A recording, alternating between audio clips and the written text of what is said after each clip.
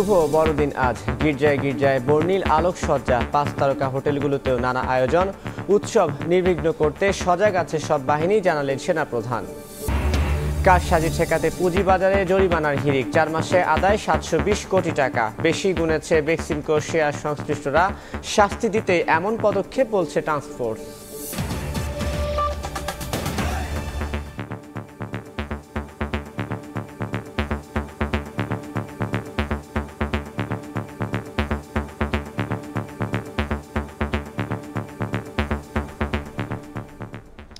ভোরের সময় সঙ্গে আছি আমি তানভীর হাসান। শুভ বড়দিন আজ। খ্রিস্টান ধর্মাবলম্বীদের সবচেয়ে বড় ধর্মীয় উৎসব। প্রস্তুতি শেষে উৎসবের আমেজ এরই মধ্যে শুরু হয়ে গেছে গির্জাগুলোতে। Jingle bell jingle bell jingle all the way. ঘন্টা বাজাতে বাজাতেই আসবেন শ্বেত শুভ্র বৃদ্ধ সান্তা ক্লজ। খ্রিস্টান ধর্মাবলম্বীদের সবচেয়ে বড় উৎসব যীশু খ্রিস্টের জন্মদিন। সান্তা ক্লজের অপেক্ষায় রাজধানীর গির্জাগুলো 8 থেকে 80 সকল বয়সের মানুষের পদচারণায় মুখর হয়ে ওঠে সন্ধ্যার পরপরই। যীশু খ্রিস্টের কাছে তাদের চাওয়া দেশ ও জাতির কল্যাণ। সান্তা ক্লজের কাছে গিফট চাই। সবার ঘরে আনন্দ, ক্রিসমাস ট্রি সাজায় বাচ্চারা। Merry Christmas. আর মেইন চাওয়া যেন বাংলাদেশের 18 কোটি জনগণ যেন সুখে শান্তিতে মিলেমিশে থাকতে পারে। মঙ্গলবার বড়দিন উপলক্ষে কাকরাইলের সেন্ট মেরিস ক্যাথেড্রাল চার্চে সার্বিক নিরাপত্তা ব্যবস্থা পরিদর্শনে এসে সেনাপ্রধান বলেন, অসাম্প্রদায়িক বাংলাদেশ গড়ার লক্ষ্যে বড়দিনকে ঘিরে থাকবে বাড়তি নিরাপত্তা ব্যবস্থা। আজকে এই বিশেষ দিনে আবার খ্রিস্টান সম্প্রদায়কে শুভেচ্ছা জানাচ্ছি। আপনারা নির্দ্বিধায় আপনাদের এই পরব উদযাপন করবেন।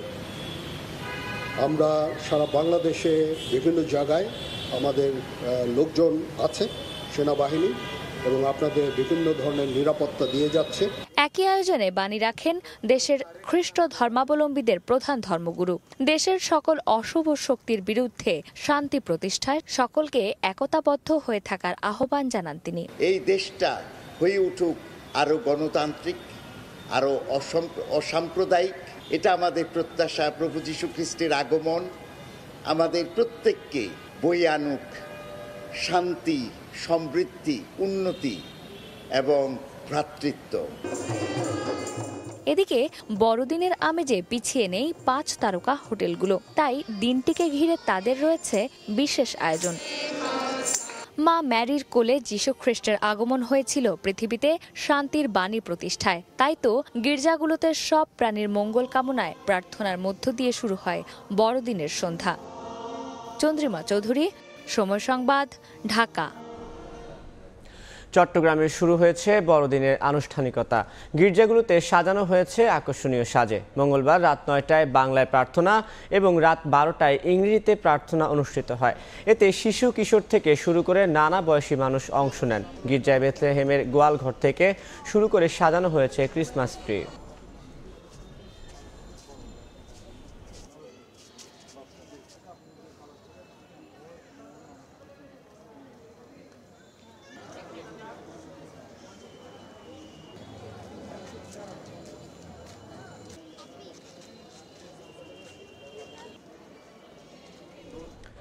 বড়দিন উপলক্ষে খ্রিস্টান সম্প্রদায়ের প্রতিনিধিদের সঙ্গে শুভেচ্ছা বিনিময় করেছেন অন্তর্বর্তী সরকারের প্রধান উপদেষ্টা ডক্টর মোহাম্মদ ইউনূস। রাষ্ট্রীয় অতিথি ভবন যমুনায় খ্রিস্টান সম্প্রদায়ের প্রতিনিধিদের সঙ্গে শুভেচ্ছা বিনিময় করেন তিনি। কথা বলেন বিভিন্ন খ্রিস্টান সংগঠনের নেতাদের সঙ্গে। নেতারা প্রধান উপদেষ্টার নেতৃত্বে বাংলাদেশের সাম্প্রদায়িক সম্প্রীতি গড়ে উঠবে বলে আশা প্রকাশ করেন এবং সর্বোচ্চ সহযোগিতার আশ্বাস দেন। বড়দিন উপলক্ষে খ্রিস্টান ধর্মীয় কল্যাণ ট্রাস্টকে 2.5 কোটি টাকা অনুদান দেওয়ায় সরকারকে বিশেষভাবে ধন্যবাদ জানান তারা। এ সময় আইন উপদেষ্টা আসিফ নজরুল, শিল্প উপদেষ্টা আদিলুর রহমান খান, ধর্ম উপদেষ্টা আ.ফ.ম. খালিদ হোসেন, পরিবেশ উপদেষ্টা সৈয়দা রিজওয়ানা হাসান উপস্থিত ছিলেন।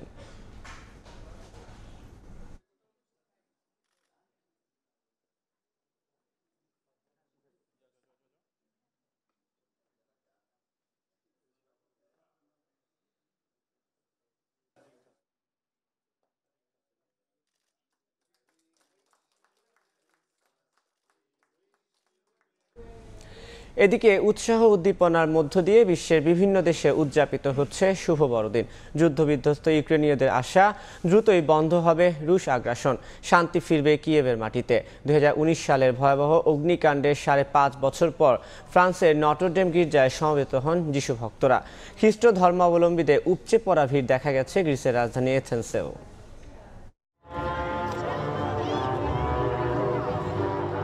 মনোমুগ্ধকর দৃশ্য উপভোগ করছেন দর্শনার্থীরা, সবার চোখে মুখে উচ্ছ্বাসের ছাপ।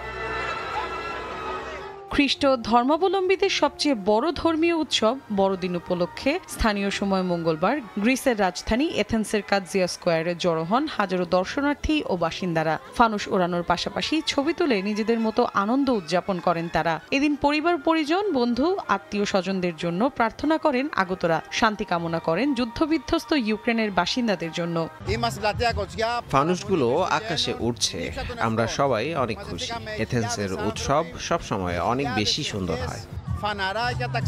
পুনরায় চালু হওয়ার পর ধর্মীয় রীতিনীতি অনুসারে ক্রিসমাসের প্রার্থনা হয় ফ্রান্সের নটরডেম ক্যাথেড্রালে। 2019 সালের ভয়াবহ অগ্নিকাণ্ডের 5.5 বছর পর প্রথমবারের মতো সেখানে উপস্থিত হতে পেরে খুশি খ্রিস্ট ধর্মাবলম্বীরা। যুদ্ধবিধ্বস্ত ইউক্রেনে মঙ্গলবার সকালে কনকনে ঠান্ডা উপেক্ষা করে কিয়েভের গির্জাগুলোতে সমবেত হন ইউক্রেনীয়রা। মোমবাতি জ্বালিয়ে অশ্রুসিক্ত চোখে ঈশ্বরের কাছে স্বাভাবিক জীবনের প্রার্থনা করেন তারা। ক্রিসমাস সব ইউক্রেনীয়দের একত্রিত এবং লড়াই করার সাহস যোগায়। আমরা স্বাধীনতা অর্জন করব, লড়াই করে জিতবই। ইতালির ভ্যাটিকান সিটিতে বড়দিনের উদযাপন শুরু হয় ধর্মযাজক পোপ ফ্রান্সিসের হাতে। প্রার্থনার উদ্দেশ্যে সেন্ট পিটার ব্যাসিলিকা গির্জায় সমবেত হন হাজারো মানুষ। এ সময় বিশ্বে চলমান যুদ্ধ, আগ্রাসনের শিকার হওয়া মানুষের কথা বলে দুঃখ প্রকাশ করেন পোপ। পাশাপাশি বিশ্বশান্তি প্রতিষ্ঠায় সবাইকে বৃহৎ স্বার্থে কাজ করার আহ্বান জানান তিনি। মৌসুমীর সাথী, সময় সংবাদ। দেশে বিদেশে বড়দিন উদযাপনের আরও খবর থাকছে সংবাদের পরের অংশে।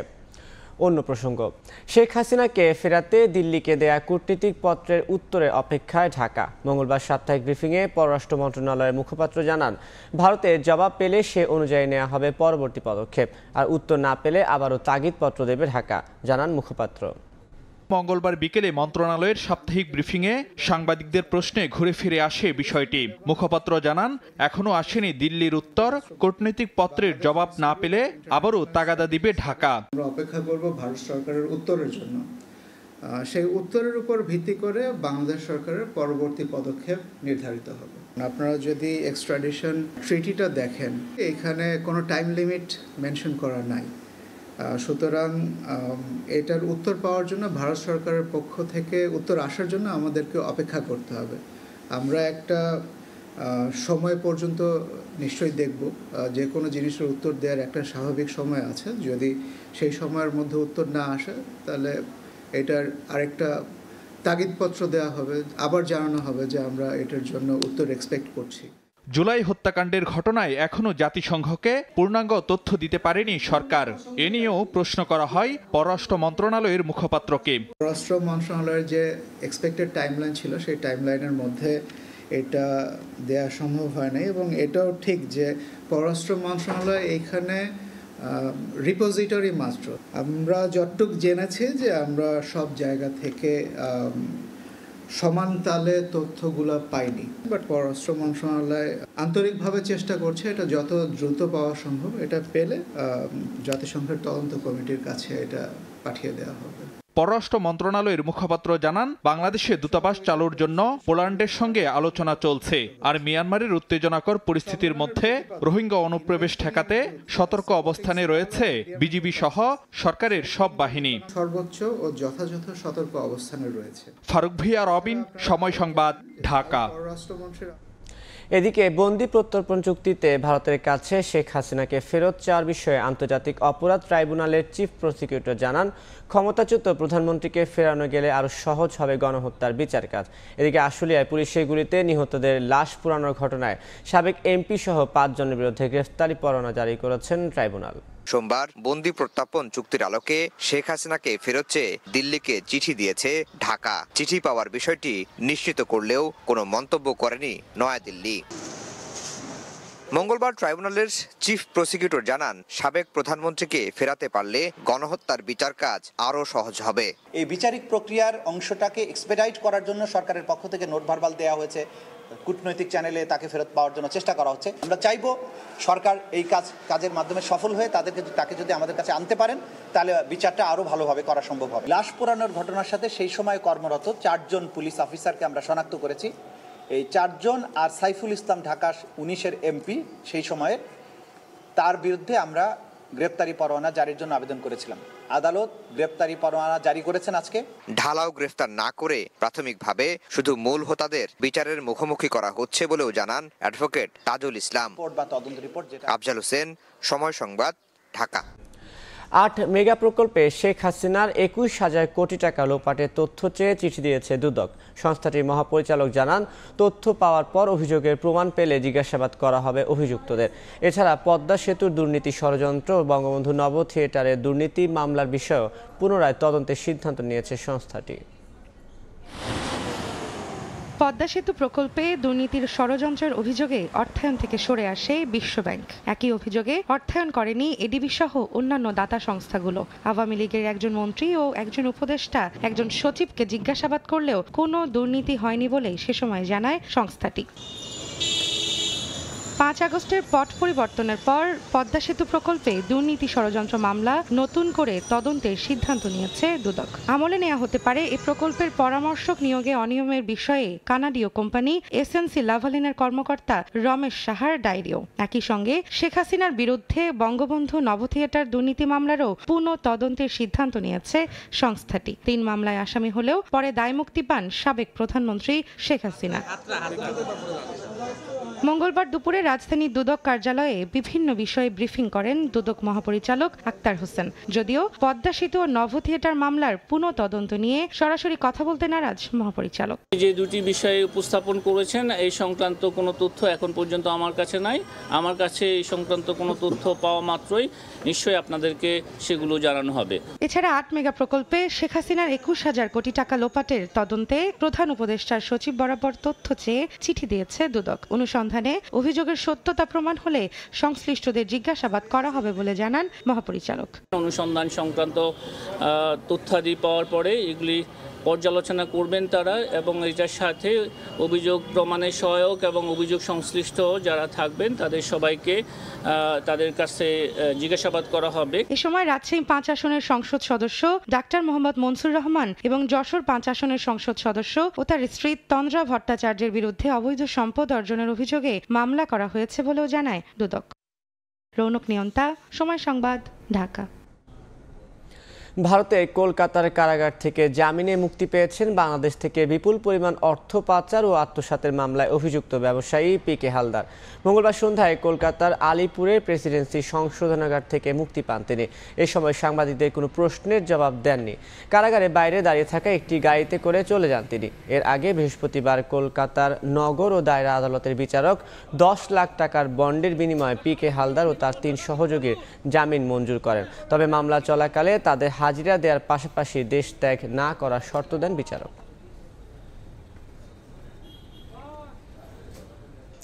দ্রুত নির্বাচনের দাবি জানিয়ে বিএনপি মহাসচিব মির্জা ফখরুল ইসলাম আলমগীর বলেছেন, জনগণের শাসন ও ভোটাধিকার ছাড়া দেশে গণতন্ত্র প্রতিষ্ঠিত হবে না।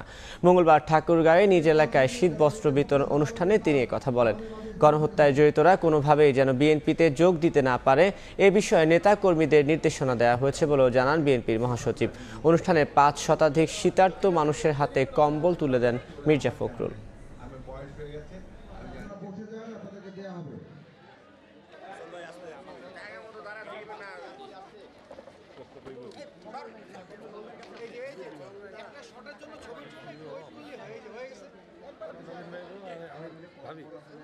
দুর্নীতি ফ্যাসিবাদ থেকে উত্তরণ একমাত্র উপায় হচ্ছে একটি গণতন্ত্রকে প্রতিষ্ঠিত করা, রেস্টোরেশন অফ ডেমোক্রেসি।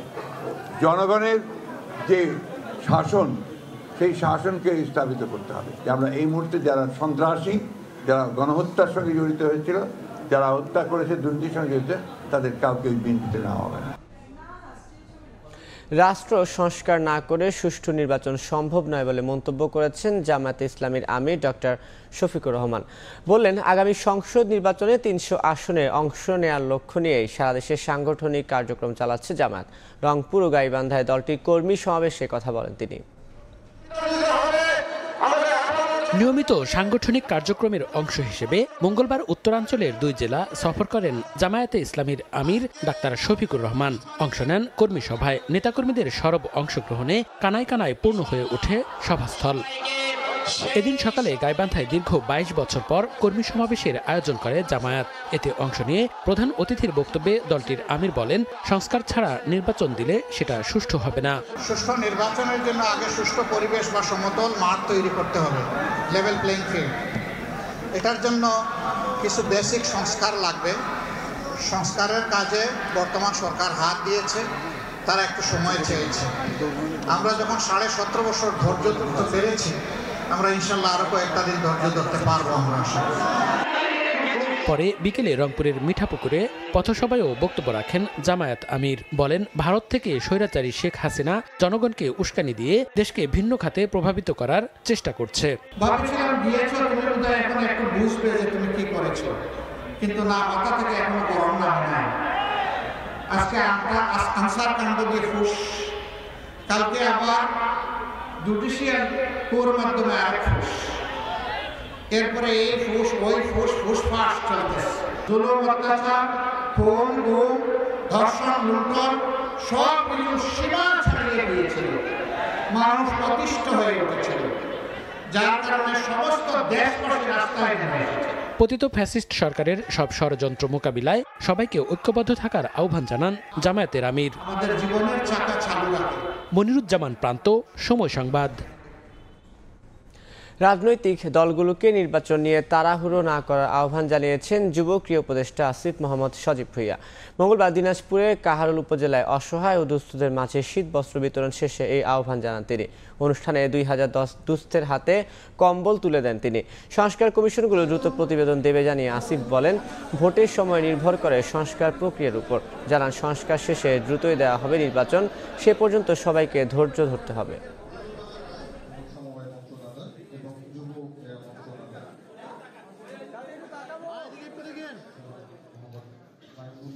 2025 সালের শেষ থেকে 2026 সালের মাঝামাঝি সময়ের মধ্যে নির্বাচন অনুষ্ঠান করা হবে। তবে এটার সময়টা নির্ভর করছে পুরোপুরি আমাদের যে সংস্কার কার্যক্রম তার উপর। নির্বাচন নিয়ে যে অধৈর্য হয়ে যাওয়া, সেটা অবশ্যই সংস্কার কার্যক্রম যেটা চলছে সরকারের, সেটাকে কিছুটা ব্যাহত করছে এবং সেখানে এক ধরনের বাধার সৃষ্টি করছে। আমরা আহ্বান জানাবো যে রাজনৈতিক দলগুলোই সংস্কার কার্যক্রমে তাদের মতামত দিয়ে, তাদের প্রতিটি সংস্কার কমিশনে তাদের প্রস্তাবনা দিয়ে সংস্কার কার্যক্রমে সহযোগিতা করুক এবং তাদের সাথে আলোচনার ভিত্তিতেই সংস্কার কার্যক্রম সম্পন্ন করা হবে। সুতরাং এখানে কাউকে আসলে বাদ দেওয়া হচ্ছে না, সবাইকে সাথে নিয়ে এই সংস্কারটা করা হচ্ছে। আওয়ামী লীগ সরকারের আমলে পদবঞ্চিত 764 জন সাবেক কর্মকর্তাকে পদোন্নতি দেওয়ার সিদ্ধান্ত নিয়েছে উপদেষ্টা পরিষদ। তাদেরকে ফেরানো হবে চাকরিতে। রাজধানীর ফরেন সার্ভিস একাডেমিতে এ তথ্য জানিয়েছেন প্রধান উপদেষ্টার প্রেস সচিব শফিকুল আলম। জানান, দক্ষিণ কোরিয়ার সঙ্গে অংশীদারিত্ব চুক্তি ও সাইবার সুরক্ষা অধ্যাদেশ খসড়া অনুমোদনের বিষয়ে সিদ্ধান্ত হয়েছে। আওয়ামী লীগ সরকারের আমলে পদবঞ্চিত 764 জন সাবেক কর্মকর্তাকে পদোন্নতির সুপারিশ করেছিল এ সংক্রান্ত কমিটি। সরকারের নীতিগত সিদ্ধান্তের অপেক্ষায় থাকার পর মঙ্গলবার উপদেষ্টা পরিষদের সভায় সিদ্ধান্ত এসেছে পদবঞ্চিত কর্মকর্তাদের পদোন্নতি দিয়ে চাকরিতে ফেরানো এবং বেতন ভাতা পরিশোধের বিষয়ে। ফরেন সার্ভিস একাডেমিতে সংবাদ সম্মেলনে এ তথ্য জানান প্রধান উপদেষ্টার প্রেস সচিব। 119 জনকে সচিব পদে, 41 জনকে গ্রেড 1-এ এবং অতিরিক্ত সচিব পদে 528 জন এবং যুগ্ম সচিব পদে 72 জন এবং উপসচিব পদে 4 জন কর্মকর্তাকে ভূতাপক্ষে পদোন্নতি প্রদানের সুপারিশ করেছে। এদিন সাইবার সুরক্ষা অধ্যাদেশের চূড়ান্ত খসড়া অনুমোদন দিয়েছে অন্তর্বর্তী সরকার, যেখানে সাংবাদিকদের মত প্রকাশে কোনো বাধা থাকবে না। এদিকে বিভিন্ন গণমাধ্যমের ওপর তৃতীয় পক্ষের চাপ প্রসঙ্গে প্রশ্ন করা হলে প্রেস সচিব জানান, অন্তর্বর্তী সরকার গণমাধ্যমের ওপর হস্তক্ষেপ করছে না। কোনো রাজনৈতিক দল বা সমন্বয়ক প্রভাব খাটালে সরকার তার দায়িত্ব নেবে না। আমার গভর্নমেন্টের কেউ যদি এই ধরনের কোনো ইনফ্লুয়েন্স করে, কোথাও যে বলে যে না এর চাকরি খাও, আপনি আমাকে বলবেন, তো আমার গভর্নমেন্টের বাইরে আমি তার কে কী করলো, সেটা বিএনপি হোক, আওয়ামী লীগ হোক, আর যেই হোক, সেটা দায়ী দায়িত্ব তো আমার না, বা বৈষম্য বিরোধী ছাত্র, এটার দায়ী দায়িত্ব তো আমার বিষয় না, ঠিক না? আপনারা এটা ওনাদেরকে কোশ্চেনটা করেন যে আপনারা কতটুকু প্রেস ফ্রিডমে বিশ্বাস করেন। এদিন উপদেষ্টা পরিষদের সভায় দক্ষিণ কোরিয়ার সঙ্গে অংশীদারিত্ব চুক্তির সিদ্ধান্ত নেওয়া হয়েছে বলেও জানান প্রেস সচিব তাজওয়ার মাহমিদ, সময় সংবাদ, ঢাকা। গাজীপুরে বেদখল হওয়া ২০ একর বনভূমি উদ্ধার করা হয়েছে বলে জানিয়েছেন পরিবেশ উপদেষ্টা সৈয়দা রিজওয়ানা হাসান। বলেন, বাকি ৭০ একর উদ্ধারের চেষ্টা চলছে। মঙ্গলবার বিকেলে রাজধানীর সিরডাপ মিলনায়তনে এক সেমিনারে উপদেষ্টা বলেন, পলিথিন নিষিদ্ধের আইন অবশ্যই বাস্তবায়ন হবে। সবাইকে এক হয়ে এর ব্যবহার বন্ধ করতে হবে। বাড়ি বা কর্মস্থলের ডিজাইনের পরিবর্তন দরকার উল্লেখ করে উপদেষ্টা বলেন, বসত বাড়ির ভেন্টিলেশন ব্যবস্থা ঠিক হলে এসি লাইটের দরকার হবে না। পরিবেশ দূষণ মুক্ত রাখতে সবাইকে ভূমিকা রাখতে হবে।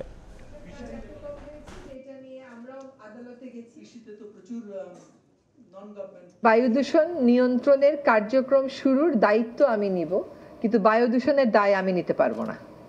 নদী দূষণের দায় আমি নিতে পারবো না, আমি নদী দূষণ করি না। আমরাও দায়িত্ব নেওয়ার আগে আসলে ৫ তারিখ থেকে নিয়ে শুরু করে এখনো পর্যন্ত ৯০ একর বনভূমি বেদখল হয়ে গেছে। এই ৯০ একর বেদখল বনভূমির মধ্যে আমরা ধরেন প্রায় ২০ একর মতন উদ্ধার করেছি। ১৫১ একর একজন সাবেক মুখ্য সচিবের ভাইয়ের নামে প্রতিষ্ঠান করার জন্য দেয়া হয়েছিল, সেটাও ফেরত আনার চূড়ান্ত পর্যায়ে আছে। কানাডা যাওয়ার সময় বিমানবন্দর থেকে আটক করা হয়েছে বিজিবির সাবেক মহাপরিচালক অবসরপ্রাপ্ত লেফটেন্যান্ট জেনারেল মোহাম্মদ মইনুল ইসলামকে। মঙ্গলবার সন্ধ্যায় তাকে হযরত শাহজালাল আন্তর্জাতিক বিমানবন্দর থেকে আটক করা হয়। পুলিশের একটি সূত্র বিষয়টি নিশ্চিত করেছে। ২০০৯ সালের ২৫ ফেব্রুয়ারি বিডিআর ও পিলখানা হত্যাযজ্ঞে ৫৭ সেনা কর্মকর্তা সহ ৭৪ জন নিহত হন। এর ৪৮ ঘন্টার মাথায় বাহিনীটির মহাপরিচালকের দায়িত্ব পান মইনুল ইসলাম।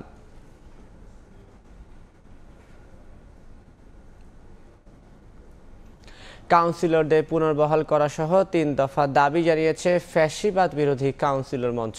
মঙ্গলবার কেন্দ্রীয় শহীদ মিনারে এক সমাবেশে তারা এই দাবি জানান। বলেন, সার্চ কমিটি গঠনের মাধ্যমে কাউন্সিলরদের পুনর্বহাল করা হলে নাগরিক ভোগান্তি কমার পাশাপাশি স্বস্তিতে থাকবে অন্তর্বর্তী সরকার। এই সময় আওয়ামী সরকারের আমলে নানা নির্যাতনের কথা তুলে ধরেন তারা। সমাবেশে ফ্যাসিবাদ বিরোধী কাউন্সিলর মঞ্চের দাবির সঙ্গে একত্রতা জানান বেশ কয়েকজন আইনজীবীও।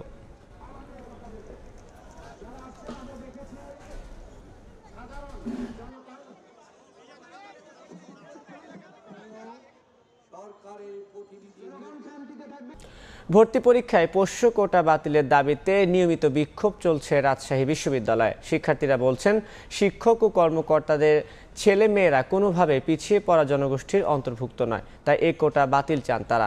অপরদিকে প্রশাসন জানায়, দুই পক্ষের সঙ্গে আলোচনা করে সমস্যার সমাধানের চেষ্টা চলছে। শাহিন আলমের রিপোর্ট, ছবি তুলেছেন আব্দুস সালাম। 2 মাস ধরে এক এক দিন এক এক জায়গায় ভিন্ন ভিন্ন আদলে ভর্তি পরীক্ষায় পোষ্য কোটা বাতিলের দাবিতে আন্দোলন করছেন রাজশাহী বিশ্ববিদ্যালয়ের শিক্ষার্থীরা। পোষ্য কোটায় মূলত ক্যাম্পাসে কর্মরত শিক্ষক, কর্মকর্তা ও কর্মচারীদের সন্তানেরা বিশ্ববিদ্যালয়ের ভর্তি পরীক্ষায় বিশেষ সুবিধা পেয়ে থাকেন। তাদের সন্তানেরা কোনোভাবেই পিছিয়ে পড়া জনগোষ্ঠীর অন্তর্ভুক্ত নয়, তাই তারা কোটা পেতে পারেন না। এই দাবিতে সরব শিক্ষার্থীরা, তাই কখনো আমরণ অনশন, আবার কখনো মানববন্ধন, বিক্ষোভ কর্মসূচি পালন করছেন তারা। বিশ্ববিদ্যালয়ের প্রশাসন আমাদেরকে আশ্বস্ত করেছিল এবং অনশন ভাঙিয়েছিল, কিন্তু তারপরে আমরা তেমন উল্লেখযোগ্য তাদের কোনো পদক্ষেপ দেখছি না। যদি তারা কোনোভাবে যুক্তিতর্কে প্রমাণ করতে পারেন যে তারা পিছিয়ে পড়া, অনগ্রসর, সুবিধা বঞ্চিত জনগোষ্ঠী, আমরাও পোষ্য কোটার পক্ষেই, তারা নিক পোষ্য কোটা, আমাদের কোনো আপত্তি নেই। কিন্তু যদি প্রমাণ করতে না পারেন, তাহলে অনতিবিলম্বে এই পোষ্য কোটা বাতিল করা হোক। শিক্ষার্থীদের এমন দাবির প্রেক্ষিতে একাডেমিক কাউন্সিলের সভায় পোষ্য কোটা 4% থেকে 1% কমিয়ে 3% রাখার সিদ্ধান্ত নেয় প্রশাসন। এতেও সন্তুষ্ট হতে পারেননি আন্দোলনকারীরা। শুধুমাত্র যে সমর্থন, ফেসবুকে যে সমর্থন, সেইটুকুই তারা দিচ্ছে। এক্সিকিউটিভ কোনো পাওয়ার তারা এখনো পর্যন্ত দেখাতে পারছে না। তাদের যে সুবিধা, সেটি নষ্ট হয়ে যাবে। সেই জন্য বিশ্ববিদ্যালয়ে চাকরি করে, সেটা হোক শিক্ষক, হোক প্রশাসনিক কর্মকর্তা, হোক যে কিছুই, তো তাদেরকে আমি কোনোভাবে অনগ্রসর জনগোষ্ঠী হিসেবে বিবেচনা করতে নারাজ। আমাদের জোর দাবি, রাজশাহী বিশ্ববিদ্যালয় থেকে অতি দ্রুত পোষ্য কোটা বাতিল হবে। বিশ্ববিদ্যালয় প্রশাসন বলছে, পোষ্য বিষয়ক একটি কমিটি গঠন করা হয়েছে, আলোচনা করে সমাধানের চেষ্টা চলছে। এটা আমরা বিবেচনার জন্য আমরা প্রক্রিয়া অবলম্বন করেছি। আমাদের একটা কমিটি হয়েছে, আমরা বিভিন্ন পক্ষের সাথে কথাবার্তা বলেছি একাধিকবার। আমরা চাই যে পরস্পরের যুক্তিগুলো বুঝুক এবং সবার বোঝার মধ্যে দিয়ে একটা সুন্দর সমাধান বের হয়ে আসুক। 1953 সালে প্রতিষ্ঠিত হয় দেশের অন্যতম শিক্ষা প্রতিষ্ঠান রাজশাহী বিশ্ববিদ্যালয়। শাহিন আলম, সময় সংবাদ, রাজশাহী। পুঁজিবাজারে নতুন কমিশন দায়িত্ব নেওয়ার 4.5 মাসের মধ্যে কারসাজি ঠেকাতে জরিমানা করেছে 720 কোটি টাকার বেশি। বিনিয়োগকারী ও ব্রোকারেজ হাউস সংশ্লিষ্টরা বলছেন, এভাবে জরিমানা আদায়ে বাজারে বাড়ছে অস্থিরতা। তবে বুঝে শুনে জরিমানা আদায় করা হচ্ছে এবং আগামীতে এ ব্যাপারে আরও সৃজনশীল পদক্ষেপ নেওয়ার আশ্বাস কমিশন ট্রান্সপোর্টস কমিটির। বিস্তারিত মহির মারুফের প্রতিবেদনে। হাসিনা সরকার পতনের পর 19 আগস্ট পুঁজিবাজার নিয়ন্ত্রক সংস্থা বিএসইসির দায়িত্ব নেয় রাশেদ মাকসুদ কমিশন। দায়িত্বে এসে কারসাজির দায়ে বিভিন্ন প্রতিষ্ঠান এবং ব্যক্তিকে এখন পর্যন্ত জরিমানা করেছে 720 কোটি টাকারও বেশি। জরিমানার সবচেয়ে বড় অঙ্ক গুনতে হয়েছে বেক্সিমকোর শেয়ার সংশ্লিষ্টদের। গত অক্টোবরে প্রতিষ্ঠানটির শেয়ার কারসাজির দায়ে 4 ব্যক্তি ও 5 প্রতিষ্ঠানকে 428 কোটি 52 লাখ টাকা জরিমানা করেছে বিএসইসি। একের পর এক জরিমানায় বাজার হয়ে উঠেছে অস্থিতিশীল। তলানিতে নামছে বিনিয়োগকারীদের আস্থার পারদ। এ অবস্থায় অনেকেই ব্যক্ত করেছেন হতাশা। ভালো ভালো শেয়ার কিনেছি, সেটা যদি লাভই না হয় তাহলে আমার এই বিনিয়োগ করে আমার লাভটা কি হলো? একদিন দুদিন বারবার আবার 4-5 দিন ফালাই আগের সাথে আরো নিশ্চিত নিয়ে যাচ্ছে। খারাপ কোম্পানি কি এটাকে রেকটিফাই করার দায়িত্ব কার? রেগুলেটরি বডির। এইটা যদি আমরা সবাই যদি ভালো কোম্পানিতে বিনিয়োগ করি তাহলে রেগুলেটরি বডির প্রয়োজন কি আছে? ব্রোকারেজ হাউসগুলো বলছে দ্রুত সমাধান না হলে দীর্ঘস্থায়ী ক্ষতির সম্মুখীন হবে পুঁজিবাজার। বিনিয়োগকারীরা সারাদিনে তাদের কোনো ফোনই পাচ্ছি না, এবং ভালো ভালো বিনিয়োগকারীরা তারা শেয়ার সেল করে তারা বের হয়ে যাচ্ছে। কারণ তারা এই মার্কেটে যে আস্থা, যে একটা অভাব, সেই আস্থা তারা কখনোই ফিরে পাচ্ছে না। ভালো কোম্পানি কি এই বাজারে নাই? অবশ্যই আছে। তো সে স্কয়ার ফার্মা পারে না কেন? স্কয়ার ফার্মা তো 300 টাকা থাকার কথা, তারা 110% ডিভিডেন্ড দিচ্ছে, কিন্তু কই, আমরা তো সেটা দেখতে পাচ্ছি না। তবে পুঁজিবাজার সংস্কারে গঠিত টাস্কফোর্সের এর সদস্য বলেন, কোনো প্রতিষ্ঠানকে উদ্দেশ্যমূলকভাবে নয়, দোষীদের শাস্তি দিতেই বাড়ানো হয়েছে জরিমানা। সিকিউরিটি এক্সচেঞ্জ কমিশনে আমরা দেখি যে বড় বড় ফাইন হচ্ছে এখন, গত কয়েক মাস ধরে দেখছি। তাহলে তাই যদি হয়ে থাকে, এর আগের যে কমিশন ছিল সেখানে তো এইগুলো তো যে রায়গুলো এখন হচ্ছে, বড় বড় দেখা যাচ্ছে পানিশমেন্টের ব্যাপার আসছে, এগুলো সবগুলো কিন্তু হয়েছে আগের যে কমিশন বা তার আগের কমিশন, সেই সময়কার ঘটনাগুলো। তাই তখন সেখানে পানিশমেন্ট দেওয়া হয় নাই কেন? আনুপাতিক হারে যারা কিনা সিদ্ধান্তের সাথে জড়িত, সেই স্পন্সর ডিরেক্টর যারা, তাদের ক্ষেত্রে হয়তো আনুপাতিক হারে শাস্তির ব্যাপারটা চিন্তা করতে হবে, সাধারণ শেয়ারহোল্ডাররা যেন ক্ষতিগ্রস্ত না হয়। সেটা মাথায় রেখে হয়তো আমাদের কোনো একটা সৃজনশীল উপায়তে এই শাস্তির ব্যাপারটা প্যাক করতে হবে।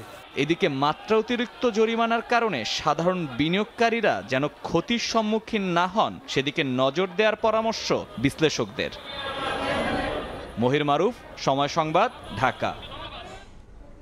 ধান চালের জেলা হিসেবে পরিচিত নওগাঁয় নানা সংকটে বন্ধ হয়ে গেছে ছোট বড় প্রায় 1000 মিল চাতাল। কয়েকশো কোটি টাকা দেনা নিয়ে ব্যবসায়ীরা অনেকে এখন আত্মগোপনে। এদিকে এসব মিল মালিকদের কাছে পাওনা টাকার দাবিতে আন্দোলনে নেমেছেন চাষি ও ব্যবসায়ীরা। আত্মগোপনে থাকা মিল মালিকদের আইনের আওতায় আনার আশ্বাস জেলা প্রশাসনের। এম আর রকির রিপোর্ট, ছবি তুলেছেন রকিবুল ইসলাম। বছরে প্রায় 26 লাখ মেট্রিক টন ধান উৎপাদন হয় নওগাঁয়। বিস্তীর্ণ সবুজে মোড়ানো এসব ধান মাঠ থেকে আসে হাটে। হাটের দরদামে পাইকার কেনার পর ধান থেকে চাল বের করতে নেওয়া হয় মিল চাতালে। স্থানীয় চাহিদা মিটিয়ে উৎপাদিত চাল যায় দেশের বিভিন্ন প্রান্তে। কৃষি প্রধান এই জেলার অর্থ বাণিজ্য হয়ে ওঠে ধান চাল কেন্দ্রিক। আর এই ধান চালকে কেন্দ্র করে গড়ে তোলা হয় প্রায় 1200-র মতো ধানের চাতাল। ব্যবসায়ীরা বলছেন, বিগত সরকারের সময় নেওয়া নানা পদক্ষেপে একের পর এক বন্ধ হতে থাকা এসব মিল চাতাল বর্তমানে ঠেকেছে 200-তে। বেশিরভাগ মিল চাতাল বন্ধ হয়ে যাওয়ার কারণে অনেক ব্যবসায়ী দেনার দায়ে গিয়েছেন আত্মগোপনে। প্রান্তিক চাষি ও ব্যবসায়ীদের কাছ থেকে ধান নেওয়ার পর মিল চাতাল বন্ধ করে টাকা না দিয়ে অনেকে গা ঢাকা দিয়েছেন। আর পাওনা টাকা উদ্ধারে চাষি ও ব্যবসায়ীরা সভা সমাবেশ সহ নানা কর্মসূচি পালন করে ধর্ণা দিচ্ছে প্রশাসনের বিভিন্ন দপ্তরে। এই টাকাটা উনি দীর্ঘদিন ধরে দিচ্ছে না। আমাদের 10-15 জন মারা গেছে। ইভেন্ট আমার বাবা স্ট্রোক করে মারা গেছে। এখনো পর্যন্ত 12 লক্ষ টাকা আমার পাওনা আছে। কিসের তোমাদের টাকা পাবা বলে ঢালাওভাবে পিটাতে লাগলো। প্রশাসনের কাছে তো আমরা দীর্ঘদিন যাবতই ঘুরতেছি, প্রায় 1 বছর যাবত। আমরা প্রশাসনের কাজ, কিন্তু আমাদের কোনো লাভ হচ্ছে না। আত্মগোপনে থাকা মিল মালিকদের আইনের আওতায় আনার আশ্বাস জেলা প্রশাসনের। ব্যবসায়ী নেতারা বলছেন, ক্ষতিগ্রস্ত চাষি ও ব্যবসায়ীদের পাওনা শত কোটি টাকা উদ্ধারে চেষ্টা করছেন তারাও। তাদের সমস্ত প্রতিষ্ঠান রয়েছে, সেই প্রতিষ্ঠানগুলোর অস্তিত্ব আছে কিনা, সেগুলো ফাংশনিং আছে কিনা, সেগুলো যদি ফাংশনিং থাকে সেগুলোকে আটকায় রেখে আমরা টাকা ফেরত দেওয়ার হয়তো বা বন্দোবস্ত করতে পারবো না, কিন্তু একটা উদ্যোগ নিতে পারবো। সমিতির পক্ষ থেকে সর্বাত্মক চেষ্টা চালিয়ে যাব, তার জন্য অচিরেই এই টাকাগুলো যারা পাওনাদার আছে তাদের এই টাকা যেন পরিশোধ করে। স্থানীয় খাদ্য বিভাগ জানায়, জেলায় 56টি অটো ও 125টি হাস্কিং মিল চুক্তি সম্পাদন করে ধান চাল সরবরাহ করে আসছে। এমআর রকি, সময় সংবাদ, নওগাঁ। চট্টগ্রামে নামি দামি ব্র্যান্ডের চালের বস্তা নকল করে বিক্রি হচ্ছে কম দামের চাল। প্যাকেটে নানা কারসাজি ও গরমিল করে টাকা হাতিয়ে নিচ্ছে মিল মালিকরা। আর রাইস মিলে ধান থেকে চাল আলাদা করা হচ্ছে নোংরা পরিবেশে। জাতীয় ভোক্তা অধিকার সংরক্ষণ অধিদপ্তর নানা কারসাজি অভিযোগে দুটি মিলের মালিককে জরিমানা করেছে 90,000 টাকা। রোজ ব্র্যান্ডের বস্তায় বিক্রি করা হচ্ছে কম দামি চাল, আবার প্যাকেটের গায়ে লেখা চাঁপাইনবাবগঞ্জের চিনি গুঁড়া চাল, অথচ এগুলো আনা হয় চকরিয়া থেকে। প্রতারণার দায়ে চট্টগ্রামের চাকতাইয়ে এম ইসহাক রাইস মিলকে 40,000 টাকা জরিমানা করেছে জাতীয় ভোক্তা অধিকার সংরক্ষণ অধিদপ্তর। পরে দলটি যায় মেসার্স বান্দরবান অটো রাইস মিলে। ব্র্যান্ড নকল করায় প্রতিষ্ঠানটিকে জরিমানা করা হয় 50,000 টাকা। তাদের চালটা তারা আসলে নিজের কোনো ব্র্যান্ড নাই, তো বাজার থেকে বস্তা কিনেই আসলে এখানে রিপ্যাক করে আর কি। তার ওই কারখানাটা আমরা অপরিচ্ছন্ন পেয়েছি, তেলা পোকা পড়ে আছে। মূলত বাইরের দোকান থেকে আনা ব্র্যান্ডের খালি বস্তা কেনেন মিল ও গুদাম মালিকরা, পরে সেগুলোতে কম দামে চাল ভরে ভোক্তার কাছে বিক্রি করেন বেশি দামে। আমাদের এখানে এরকম কোনো রকমের বস্তা চেঞ্জ করে মাল বিক্রি করা হয়নি। আমাদের প্রতিষ্ঠানে মাল থাকার পরে এখানে কিছু কিছু বস্তা ইন্দুরে কাটে, ইন্দুরে কাটার পর আমরা এই বস্তাগুলো চেঞ্জ করে দিই, পার্টি বলে এটা চেঞ্জ করে দেওয়ার জন্য। লেবারের গাফিলতির কারণে কিছুটা হয়েছে আর কি। আমাদের মিল মালিকদেরকে বলবো, ওনাদের নিজস্ব বস্তাতে ওনাদের মিলের নাম ঠিকানা লিখে এই চাউলগুলো মজুতকরণ করে বাজারে বিক্রি করার জন্য। পরে আরও বেশ কয়েকটি চালের মিলে অভিযান চালিয়ে মালিকদের সতর্ক করে ভোক্তা অধিকার। সময় সংবাদ, চট্টগ্রাম। পাবনায় একের পর এক গড়ে উঠছে পাটকাঠি পুড়িয়ে কার্বন তৈরির কারখানা। গ্রামের মধ্যে এসব কারখানা হওয়ায় স্বাস্থ্য ঝুঁকিতে স্থানীয়রা। কারখানার বিষাক্ত ধোঁয়ার প্রভাব পড়েছে কৃষি খাতেও। এসব কারখানা বন্ধে ব্যবস্থা নেওয়ার আশ্বাস পরিবেশ অধিদপ্তরের। আসিফ মাহমুদের ছবিতে সবুজ মোল্লার রিপোর্ট। প্রথমে বিভিন্ন জায়গা থেকে পাটশোলা কিনে দিনের বেলায় কারখানায় নিয়ে আসা হয়। সন্ধ্যা নামলেই শুরু হয় পাটশোলা পুড়িয়ে কার্বন তৈরির কর্মযজ্ঞ। কারখানার চুল্লিগুলো ছোট হওয়ার কারণে 10 থেকে 15 মিনিটের মধ্যেই কার্বনের বিষাক্ত কালো ধোঁয়া গ্রামের মধ্যে ছড়িয়ে পড়ে। এতে স্বাস্থ্য ঝুঁকিতে শিশু সহ সব বয়সী মানুষ। ক্ষতিগ্রস্ত হচ্ছে কৃষিও। পাবনা সদর, আটঘরিয়া ও বেড়া উপজেলার এসব কারখানার নেই কোনো সরকারি অনুমোদন। প্রশাসনের কয়েক স্তরের কর্মকর্তাদের ম্যানেজ করে চলে কার্যক্রম। কেউ বাধা দিতে গেলে হয়রানি করা হয় বিভিন্নভাবে। দ্রুত এসব কারখানা বন্ধে প্রশাসনের হস্তক্ষেপ কামনা করেছেন স্থানীয়রা। জমিতে ফসলাদি নাই, এই যে নারকেলের গাছগুলো মানে নষ্ট হয়ে যাচ্ছে, শ্বাস প্রশ্বাসের সমস্যা, এইসব গুলোতে এলাকা মানুষ চরমভাবে অসুস্থ হয়ে পড়ছে। ঘরে যা থাকা যায় না, যে কোনো কিছু কইতে গেলে আবার উল্টে দেওয়া করবে, এই জন্য আর কি ওদের সাথে পারা যাচ্ছে না। কার্বন তৈরির এসব কারখানার ধোঁয়া স্বাস্থ্যের জন্য ক্ষতিকর বলছেন বিশেষজ্ঞ চিকিৎসক। দ্রুত এগুলো বন্ধে পদক্ষেপ নেওয়ার আশ্বাস পরিবেশ অধিদপ্তরের। কয়লা পোড়ানোর জন্য যে ছাই করা হচ্ছে, এটা পরিবেশের উপরে আসলে মারাত্মক ক্ষতি ফেলে। মানবদের জন্য আসলে স্বল্পমেয়াদী এবং দীর্ঘমেয়াদী দুইভাবেই ফুসফুস এবং আরও বিভিন্ন ধরনের ক্ষতি করতে পারে। বায়ু দূষণ নিয়ন্ত্রণ বিধিমালা আছে, এখানে সুস্পষ্টভাবে মোবাইল কোড করার সুযোগ আছে। আমরা যথাযথ আইনি ব্যবস্থা গ্রহণ করব। জেলায় মোট 5টি কার্বন তৈরির কারখানা রয়েছে, তবে একটিরও নেই পরিবেশ ছাড়পত্র। সবুজ মোল্লা, সময় সংবাদ, পাবনা। নানা অব্যবস্থাপনায় জর্জরিত রাজশাহী বিভাগের বেশিরভাগ উপজেলার স্বাস্থ্য কমপ্লেক্স। জনবল সংকট ও অবকাঠামোর অভাবে বেহাল অবস্থা এখন এসব হাসপাতালের। নেই পর্যাপ্ত সরঞ্জামও। এতে কাঙ্ক্ষিত সেবা বঞ্চিত রোগীরা বাধ্য হয়ে তাদের যেতে হচ্ছে বেসরকারি হাসপাতাল ও ক্লিনিকে। বিস্তারিত সাইফুর রহমান রকির প্রতিবেদনে।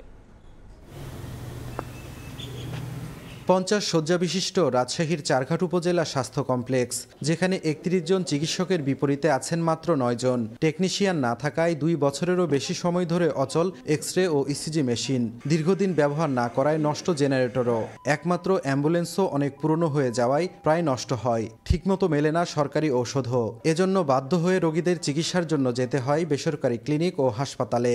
একই অবস্থা জেলার 8টি উপজেলা স্বাস্থ্য কমপ্লেক্সের বেশিরভাগের। এটা যদি আমি এখান থেকে করতে পারতাম তাহলে হয়তোবা অল্পতে হতো, 310 টাকা লাগতো। আমি বাইরে থেকে করে নিয়ে আসছি, আমার 500 টাকা লাগছে। অনেক সময় আমরা এরকম সিরিয়ালে দাঁড়ায় থাকি, ডাক্তার কই, অনেক সময় মতো পাওয়া যায় না। ইসিজি, এক্স-রে, অন্যান্য মেশিনগুলো নষ্ট, সেই ক্ষেত্রে টেস্ট করানোর জন্য আমাদেরকে শহরে, রাজশাহীতে বা অন্যান্য বাইরের ক্লিনিকে যাওয়া লাগে। এক্স-রের জন্য আমাদের আলাদা রুম লাগবে, সেই রুমটা নেই। আর ইসিজির জন্য একজন টেকনিশিয়ান লাগবে, সেই টেকনিশিয়ানে আপনার এখানে লোক নাই। 18 জন 19 জনের কাজ আমরা 6 জন মিলে করছি, আমাদের উপর বার্ডেনটা বাড়ছে। পাবনায় 8টি উপজেলা স্বাস্থ্য কমপ্লেক্সেও নেই পর্যাপ্ত স্বাস্থ্য সরঞ্জাম, যাও আছে তা বছরের পর বছর ধরে নষ্ট। এতে রোগীকে চিকিৎসা ও রোগ নির্ণয়ের পরীক্ষা করাতে যেতে হচ্ছে বেসরকারি ক্লিনিক ও সদর হাসপাতালে।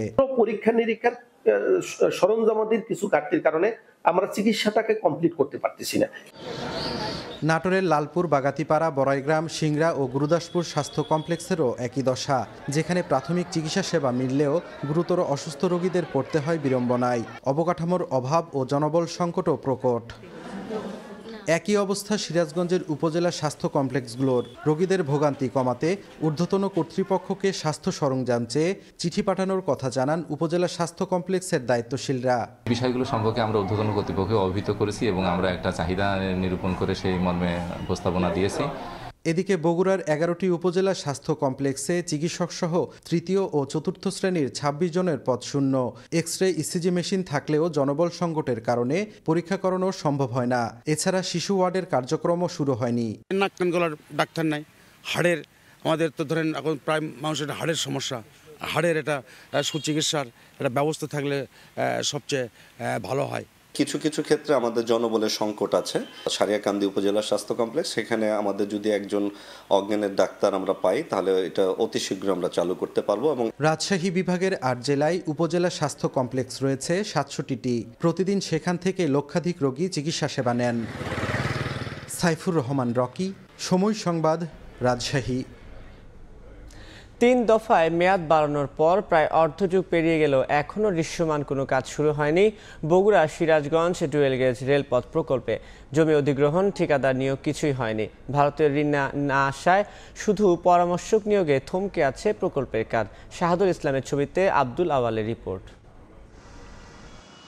প্রকল্পের সময় 5.5 বছর কেটে গেলেও জমি অধিগ্রহণ, ঠিকাদার নিয়োগ কিছুই হয়নি। শুধু সম্ভাব্য রেলপথ ও স্টেশন এলাকায় বসানো হয়েছে ইটের পিলার। এমন বেহাল দশা বগুড়া সিরাজগঞ্জ ডুয়েল গেজ রেলপথ প্রকল্পের। প্রকল্প সংশ্লিষ্টরা জানায় 2017 সালে ভারতের লাইন অফ ক্রেডিটের আওতায় 85 kilometre Bogura Sirajganj dual gauge রেলপথ প্রকল্প বাস্তবায়নের উদ্যোগ নেওয়া হয়। 2018 সালের 1 আগস্ট থেকে প্রকল্পের কাজ শুরু হয়। 3 দফায় সময় বাড়িয়ে এখন প্রকল্পের মেয়াদ ধরা হয়েছে 2026 সাল পর্যন্ত। তবে ভারতীয় ঋণ না আসায় প্রকল্পের কাজ এখন পর্যন্ত নকশা ও পরামর্শক নিয়োগে আটকে আছে। গত বছর অক্টোবরে ঠিকাদারদের সংক্ষিপ্ত তালিকার জন্য ভারতকে চিঠি দেওয়া হলেও এখনো জবাব আসেনি। ঢাকা বগুড়া যে রেলপথ আছে এটার অনুমোদন হলেও আমরা দৃশ্যমান কোনো কাজ দেখতে পাচ্ছি না। এই প্রকল্পটা চালু হয় তাহলে আমাদের প্রায় 5-6 ঘন্টা সময় আমাদের বাঁচে। ট্রেনের চলাচলটা ভালো থাকলে সবাই সঠিকভাবে যেতে পারবে। এটা দ্রুত বাস্তবায়নের জন্য আমরা দাবি জানাচ্ছি। প্রকল্প পরিচালক জানান, প্রকল্পে 5,579 কোটি টাকা ব্যয় ধরা হয়েছে। এর মধ্যে 3,146 কোটি টাকা ঋণ হিসেবে দেবে ভারত, বাকি 2,433 কোটি টাকা ব্যয় করবে বাংলাদেশ সরকার। এর মধ্যে 6 বছরে প্রকল্পের কর্মকর্তা কর্মচারীদের বেতন ভাতা বাবদ ব্যয় হয়েছে প্রায় 28 কোটি টাকা। জেলা প্রশাসন বলছে ভূমি অধিগ্রহণের জন্য সম্ভাব্যতা যাচাই বাছাই প্রায় শেষের দিকে। দ্রুত শুরু হবে প্রকল্পের কাজ। চূড়ান্ত অনুমোদন হয়ে আসলে তারপরে আমরা ক্ষতিপূরণগুলো নির্ধারণ করব। ক্ষতিপূরণ দিলে তখন আমাদের একুইশনের পার্টটা শেষ হবে, ভূমি অধিগ্রহণের পার্টটা। তারপর আমাদের যে প্রজেক্টের কাজটি সেটি হচ্ছে রেলপথ মন্ত্রণালয়ের এই প্রজেক্টটা, সেখানে আলাদা একটা প্রকল্প আছে, তারা সেই কাজটি বাস্তবায়ন করবে। বগুড়া ও সিরাজগঞ্জের দূরত্ব মাত্র 72 কিলোমিটার হলেও জেলা দুটির মধ্যে সরাসরি রেলপথ নেই। এ কারণে ঢাকা থেকে বগুড়া যেতে 112 কিলোমিটার পথ বেশি ঘুরতে হয়। প্রকল্পটি বাস্তবায়ন হলে রাজধানীর সঙ্গে দূরত্ব কমবে 112 কিলোমিটার ও সময় বাঁচবে প্রায় 4 ঘন্টা। আব্দুল আউয়াল, সময় সংবাদ, বগুড়া। ৫ আগস্টের পরিবর্তিত পরিস্থিতির পর নাটোর জেলার 52টি ইউনিয়নের গ্রাম আদালতে স্থবিরতা এসেছে। 14টি ইউনিয়নে গ্রাম আদালত এখনও চালুই হয়নি। এতে দুর্ভোগ পোহাচ্ছেন ভুক্তভোগীরা। ছোট ঘটনাগুলোর বিচার কাজ সহজ করতে সবগুলো গ্রাম আদালত সচল করার আহ্বান জজ কোর্টের পিপির। আর স্থানীয় সরকার বিভাগের উপপরিচালক বললেন, দ্রুতই কাটবে স্থবিরতা। আল মামুনের পাঠানো তথ্য, রকুনুজ্জামানের ছবিতে প্রতিবেদন। নাটোর জেলার 7টি উপজেলার 52টি ইউনিয়ন পরিষদের গ্রাম আদালত সচল থাকলেও গত 5 আগস্টের পর এসেছে স্থবিরতা। এখনও চালু হয়নি 14টি ইউনিয়নে গ্রাম আদালত। চলতি বছরের ফেব্রুয়ারি থেকে জুলাই মাস পর্যন্ত 52টি ইউনিয়ন পরিষদের গ্রাম আদালতে 650টি সরাসরি অভিযোগ দায়ের করা হয়, যার মধ্যে বিচারিক আদালত থেকে 97টি মামলা নিষ্পত্তির জন্য পাঠানো হয়। আর আগস্ট থেকে নভেম্বর পর্যন্ত সরাসরি অভিযোগ দায়ের হয় 302টি এবং বিচারিক আদালতে পাঠানো হয় 111টি মামলা। তবে 5 আগস্টের পর গ্রাম আদালত বন্ধ থাকায় ইউনিয়ন পরিষদের দেয়া কোনো অভিযোগে নিষ্পত্তি হয়নি। এতে দুর্ভোগে স্থানীয়রা। সমস্যাগুলো সমাধান করা এখন আর হচ্ছে না, যেহেতু চেয়ারম্যান নাই, মেম্বার নাই। গ্রাম আদালত আবার পুনরায় চালু করা হোক। গ্রাম আদালতে মামলা দায়ের হচ্ছে না বলে চলে। উচ্চ আদালত থেকে 2টি মামলা পেয়েছি। যে মামলার বিষয়ে প্যানেল বা অন্য মেম্বার দ্বারা আমরা এটাকে প্রতিবেদন বা মীমাংসার চেষ্টা করতেছি। জেলার 38টি ইউনিয়নে গ্রাম আদালত চলমান থাকলেও পরিবর্তিত পরিস্থিতির পাশাপাশি অনেক ইউনিয়ন চেয়ারম্যান পলাতক থাকায় গ্রাম আদালত সচল হয়নি। এজন্য প্যানেল চেয়ারম্যানদের দিয়ে গ্রাম আদালতের বিচার কাজ চলছে। প্যানেল চেয়ারম্যান 3 নম্বর প্যানেল চেয়ারম্যান উনি গ্রাম আদালত পরিচালনা করেন। গ্রাম আদালত সচল হয়, সঠিকভাবে কাজ করে, তাহলে মানুষ অহেতুক শহরে এসে মূল আদালতে জজ কোর্টে বা ম্যাজিস্ট্রেট কোর্টে তারা হয়রানিটা কম হবে। বন্ধ থাকা গ্রাম আদালতগুলো দ্রুত সচল ও সেখানে মানসম্মত বিচার ব্যবস্থা নিশ্চিত করতে প্রয়োজনীয় উদ্যোগ নেওয়ার কথা জানালেন স্থানীয় সরকার বিভাগের কর্মকর্তা। গ্রাম আদালতে মামলার সংখ্যা, গুণগত মান, নিষ্পত্তির হার এটি আমরা বৃদ্ধি করতে চাই। এটি নিয়ে যেন সাধারণ মানুষ, বিচার প্রার্থী মানুষ, তাদের যেন অভিযোগ না থাকে। 5 আগস্টের পর থেকে এখন পর্যন্ত নাটোরের 13 জন ইউনিয়ন পরিষদ চেয়ারম্যান পলাতক রয়েছেন। সময় সংবাদ, নাটোর। বগুড়ায় আলোচিত সাবেক শ্রমিক লীগ নেতা তুফান সরকারকে গ্রেফতার করেছে পুলিশ। সোমবার রাতে শহরের চক সূত্রাপুর কসাইপাড়া বাড়ি থেকে তুফানকে গ্রেফতার করা হয়।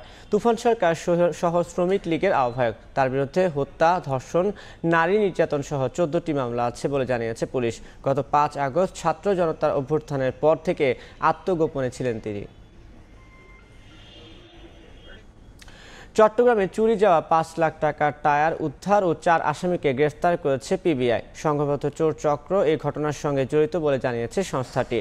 মঙ্গলবার সংবাদ সম্মেলনে পিবিআই জানান, লুমিনাস মাল্টি লিমিটেডের আমদানি করা 10 কোটি টাকার মালামালের মধ্যে 37 লাখ টাকার মালামাল চুরি হয়। অভিযোগের ভিত্তিতে অভিযান চালিয়ে আসামি জাকির হোসেন ও নূর মোহাম্মদকে গ্রেফতার করা হয়। পরে জানা যায়, কারখানায় নিয়ে যাওয়ার পথে গাড়ি থামিয়ে বিশেষ কৌশলে মালামাল চুরি করা হয়। জাকির ও নূরের দেয়া তথ্যের ভিত্তিতে পরে আরও 2 আসামিকে গ্রেফতার করা হয়। ভোলায় তবলিগ জামাতে সাদপন্থীদের গণ অবস্থান কর্মসূচিতে গিয়ে হামলার শিকার হয়েছেন স্থানীয় এক সাংবাদিক। ভুক্তভোগী ইউনুস শরীফ একটি জাতীয় দৈনিকের ভোলা জেলা প্রতিনিধি। ইউনুসকে উদ্ধারের পর প্রথমে ভোলা জেনারেল হাসপাতালে চিকিৎসা দেওয়া হয়, পরে উন্নত চিকিৎসার জন্য তাকে ঢাকায় পাঠানো হয়েছে। মঙ্গলবার সদর রোডে অবস্থান কর্মসূচি চলাকালে ফুটপাতে চলাচল নিয়ে বাকবিতণ্ডার এক পর্যায়ে হামলার ঘটনা ঘটে। ঘটনাটি অনাকাঙ্ক্ষিত উল্লেখ করে ব্যবস্থা নেয়ার কথা জানিয়েছেন আয়োজকরা।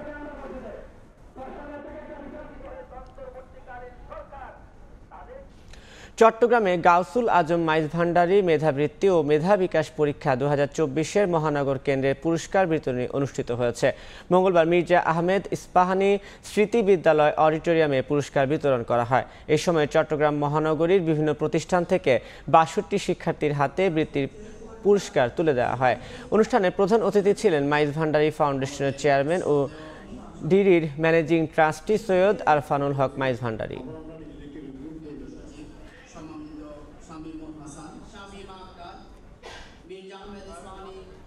দেশের বাইরে বড়দিন উদযাপনের খবর। পর্তুগালে বড়দিন উপলক্ষে গির্জায় গির্জায় চলছে প্রার্থনা।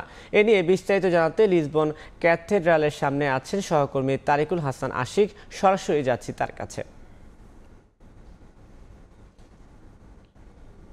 নানা ধর্মীয় আনুষ্ঠানিকতার মধ্য দিয়ে পর্তুগালে উদযাপিত হচ্ছে খ্রিস্টান ধর্মাবলম্বীদের সবচেয়ে বড় ধর্মীয় উৎসব বড়দিন। সন্ধ্যা থেকে আমরা দেখেছি যে লিসবনের বিভিন্ন গির্জায় কিন্তু খ্রিস্টান ধর্মাবলম্বীরা উপস্থিত হতে শুরু করেছেন।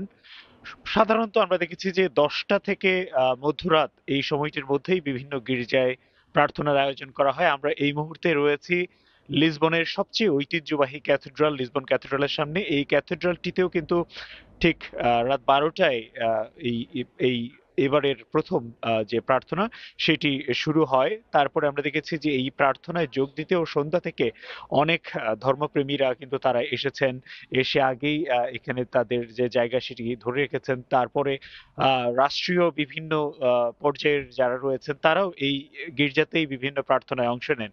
সো এই প্রার্থনার পাশাপাশি পর্তুগিজদের উদযাপনের বিভিন্ন ধরনের আয়োজন রয়েছে। আমরা যদি সেই আয়োজনগুলোর কথা বলি, অর্থাৎ আজকে বড়দিনের এই প্রথম অংশের আগে এই পর্তুগিজরা সাধারণত তাদের পরিবার নিয়ে কডফিশের একটি বিশেষ আইটেম দিয়ে তারা নৈশভোজ করেন। তার সাথে থাকে বিভিন্ন রকমের পর্তুগালের ঐতিহ্যবাহী বিভিন্ন কেক।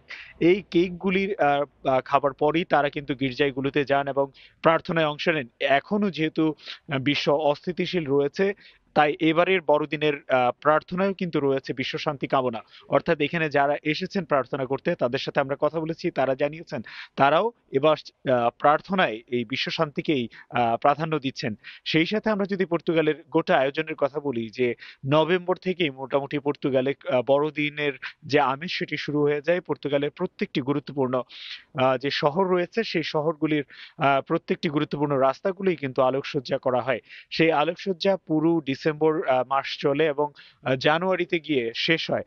সো এই বড়দিনের এই যে আনুষ্ঠানিকতা, এই আনুষ্ঠানিকতার মধ্যে সবচেয়ে গুরুত্বপূর্ণ যেটি প্রার্থনা সেটি বিভিন্ন গির্জায় শুরু হয়েছে।